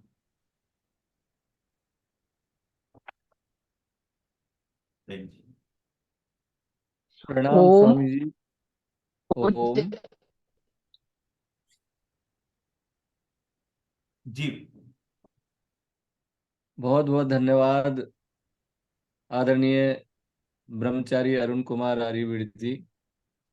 आपने बहुत ही वैज्ञानिक और सरल तरीके से पिछले कई दिनों से विभिन्न विषयों को आधार बना करके पूजा किसकी, पंच महायज्ञ, अयंत यज्ञ आत्मा और गायत्री मंत्र आदि की बहुत अच्छी व्याख्या की, बहुत अच्छा हमें मार्गदर्शन प्रदान किया। और बहुत अच्छी बात मुझे ये लगी कि आपने इसके साथ साथ में हमें जो पंच कोशों के विषय में बताया, जो सप्त धातुओं के विषय में बताया, और शरीर में स्थित जो सप्त ऊर्जा केंद्र हैं उनके विषय में जो आपने बहुत अच्छे तरीके से बताया है, वो अपने आप में बहुत ही अच्छा है। और स्थूल शरीर, सूक्ष्म शरीर, कारण शरीर को जोड़ते हुए यज्ञ बहुत अच्छी प्रकार से आपने वैज्ञानिक रूप हमारे सामने प्रस्तुत किया है। और साथ साथ में आपने बहुत ही अच्छे तरीके से क्रियात्मक यज्ञ की विधि का प्रशिक्षण और मार्गदर्शन हमें प्रदान किया है। हम आपका पतंजलि विश्वविद्यालय की तरफ से, पतंजलि परिवार की तरफ से और संपूर्ण यज्ञ चिकित्सा कोर्स में जुड़े हुए योग साधक भाई बहनों की तरफ से बहुत बहुत धन्यवाद करते हैं और आपको बहुत बहुत नमन करते हैं। साथ ही मैं कहना चाहूंगा आपके लिए कि विद्वत्वम च निरपत्वम च नैव तुल्यम कदाचन स्वदेशे पूज्यते राजा विद्वान सर्वत्र पूज्यते। जो राजा होता है वो तो अपने ही राज्य में पूजा जाता है, लेकिन जो विद्वान होता है वह सदा सम्मान का सब जगह पात्र बनता है। तो आपका पुनः मैं हृदय से धन्यवाद करता हूँ। और परम पूज्य गुरुवर स्वामी जी महाराज और आयुर्वेद श्रोमणी आचार्य जी की सूक्ष्म उपस्थिति को नमन करते हुए पूज्य स्वामी यजदेव जी महाराज को भी मैं नमन करता हूँ। आपका भी बहुत बहुत धन्यवाद करता हूँ कि आपने इस कोर्स में हम सब बहुत अच्छी प्रकार से प्रशिक्षित हों। इसके लिए बड़े अच्छे अच्छे वैदिक और आर्य जगत के, आध्यात्म जगत के चुने हुए विद्वानों को आप लेकर के आ रहे हैं। तो आपको भी बहुत बहुत नमन और सभी साधकों को मैं बार बार प्रणाम करता हूँ। ओम। ओम। ओम पूज्याचार्य जी, आपको सादर प्रणाम, नमन। आपने बहुत ही सरल तरीके से यह जो वैदिक पुरोहित के बारे में हमें बताया है, उसके लिए बहुत बहुत साधुवाद। क्योंकि मेरे मन में बहुत ही शंकाएं थी कि हम पुरोहित कोर्स तो करें, पर हमें समाज में कोई स्थान नहीं देगा, समाज में लोग क्या मानेंगे। चूंकि आज के समय में लोग जानते हैं कि पंडित जी जन्म से जन्मे हुए जो पंडित हैं उन्हीं को मानते हैं। तो हमें आपके द्वारा इतना अच्छा मार्गदर्शन मिला कि हमें अब जीवन जीने की समझ आ गई। हमें पता चल गया कि वैदिक पुरोहित और अवैदिक पुरोहित में अंतर क्या है। और इसके साथ ही साथ जो मेरे मन में नकारात्मकता थी पुरोहित कोर्स के प्रति या पुरोहित के प्रति, तो वो मेरे मन से दूर हो गई है। बहुत बहुत साधुवाद आपका। और इसके साथ ही आचार्य जी, आपने बड़े अच्छे तरीके से जो शांता ऐप के माध्यम से आपने जुड़ने को हमें आमंत्रित किया, तो उसके लिए साधुवाद आपको। वैसे मैं आपको विनम्रता पूर्वक मैं बताना चाहूंगा कि ये हमारे पूज्य आचार्य आदरणीय राजकुमार आर्य जी पिछले सत्र में यहाँ आए थे निरामय योगग्राम ट्रीटमेंट के लिए। तो उन्होंने मुझे आपने पत्रिका भी दिए, और ये बड़ा ही सौभाग्य का विषय रहा मेरे लिए कि इन पद्धतियों से मुझे जोड़ने का अवसर मिला। लेकिन वो एक चिनगारी मात्र थी, और अभी जब मैं इसको आपके माध्यम से समझ पा रहा हूं, तो मेरे अंदर एक यज्ञाग्नि प्रज्वलित हो रही है। ऐसा लग रहा है कि जीवन में हम बहुत कुछ कर सकते हैं। समाज में जो बहुत सारी कुरीतियां हैं, जो अवैधिक रीतियां हैं, उन पे हम लोगों को समझा सकते हैं, जागरूक कर सकते हैं, लोगों को बता सकते हैं कि नहीं, वैदिक पद्धति क्या है और अवैदिक पद्धति क्या है। साथ ही साथ हमें हमारे जीवन को कैसे जीना है, उन्नत कैसे बनाना है। हम आरोग्यकारी रहें, इतना ही हमारे लिए पर्याप्त नहीं है, बल्कि हम अपनी आध्यात्मिक उन्नति कैसे कर सकें, इस पर बहुत ही सरल सहज ढंग से आपने बड़ा मार्मिक रूप से मार्गदर्शन दिया। इसके लिए साधुवाद, आभार। मैं आपको बहुत बहुत धन्यवाद देता हूँ। परम पूज्य योग ऋषि प्रातः वंदनीय स्वामी जी महाराज श्री एवं आचार्य श्री की सूक्ष्म उपस्थिति को नमन करते हुए परम पूज्य हमारे स्वामी जी, जो यहाँ यज्ञ की सारे भारतवर्ष की व्यवस्था देखते हैं, घूम घूम करके लोगों को जागरूक करते हैं। हमें भी बड़ा सौभाग्य का अवसर मिला कि हम उनके सानिध्य में सेवा करने का अवसर प्राप्त कर पाए। तो हमें आपका मार्गदर्शन मिला, बहुत बहुत साधुवाद। और ऐसे हम आपसे निवेदन भी करते हैं कि आप किसी न किसी रूप से हमसे जुड़ जाए, हमें जुड़ने का अवसर मिल जाए आपसे ऑनलाइन माध्यम या और कोई, जिससे हम और बहुत सारा ज्ञान विज्ञान अर्जित कर सकें और समाज में कुछ बांट सकें, जो कि समाज को यानी उन्नति मार्ग पर ले जाए। जो बहुत सारी बुराइयां हैं, उन बुराइयों से लोग बच सकें। तो इसके लिए आपको साधुवाद, धन्यवाद, आभार। पतंजलि परिवार की ओर से मैं आपका हृदय से नमन करता हूँ, धन्यवाद करता हूँ। हमारे सभी योग साधक जो भी इस यज्ञ चिकित्सा एवं पुरोहित कोर्स कर रहे हैं, उन सभी की ओर से मैं आपको साधुवाद करता हूँ, धन्यवाद व्यक्त करता हूँ। मैं अभी मुझे समझ में आया कि यह सर्टिफिकेट तो एक अलग विषय है, पर ये जो जीवन जीने की कला आपसे हमें मिली, इसके लिए तो हमें आपको बहुत बहुत आभार, धन्यवाद आपको ज्ञापित करते हैं। पुनः साधुवाद, धन्यवाद, ओम प्रणाम। आपका मार्गदर्शन हमें हमेशा मिलता रहे, ऐसे हम आशा करते हैं। और आप सभी को, परम पूज्य स्वामी जी महाराज श्री को एवं सभी योग साधकों को हृदय से नमन करते हुए, पुनः आचार्य श्री को साधुवाद, धन्यवाद देते हुए मैं अपनी वाणी को विराम दूंगा। साधुवाद, धन्यवाद, ओम प्रणाम। आप सभी को शुभ रात्रि। ओम।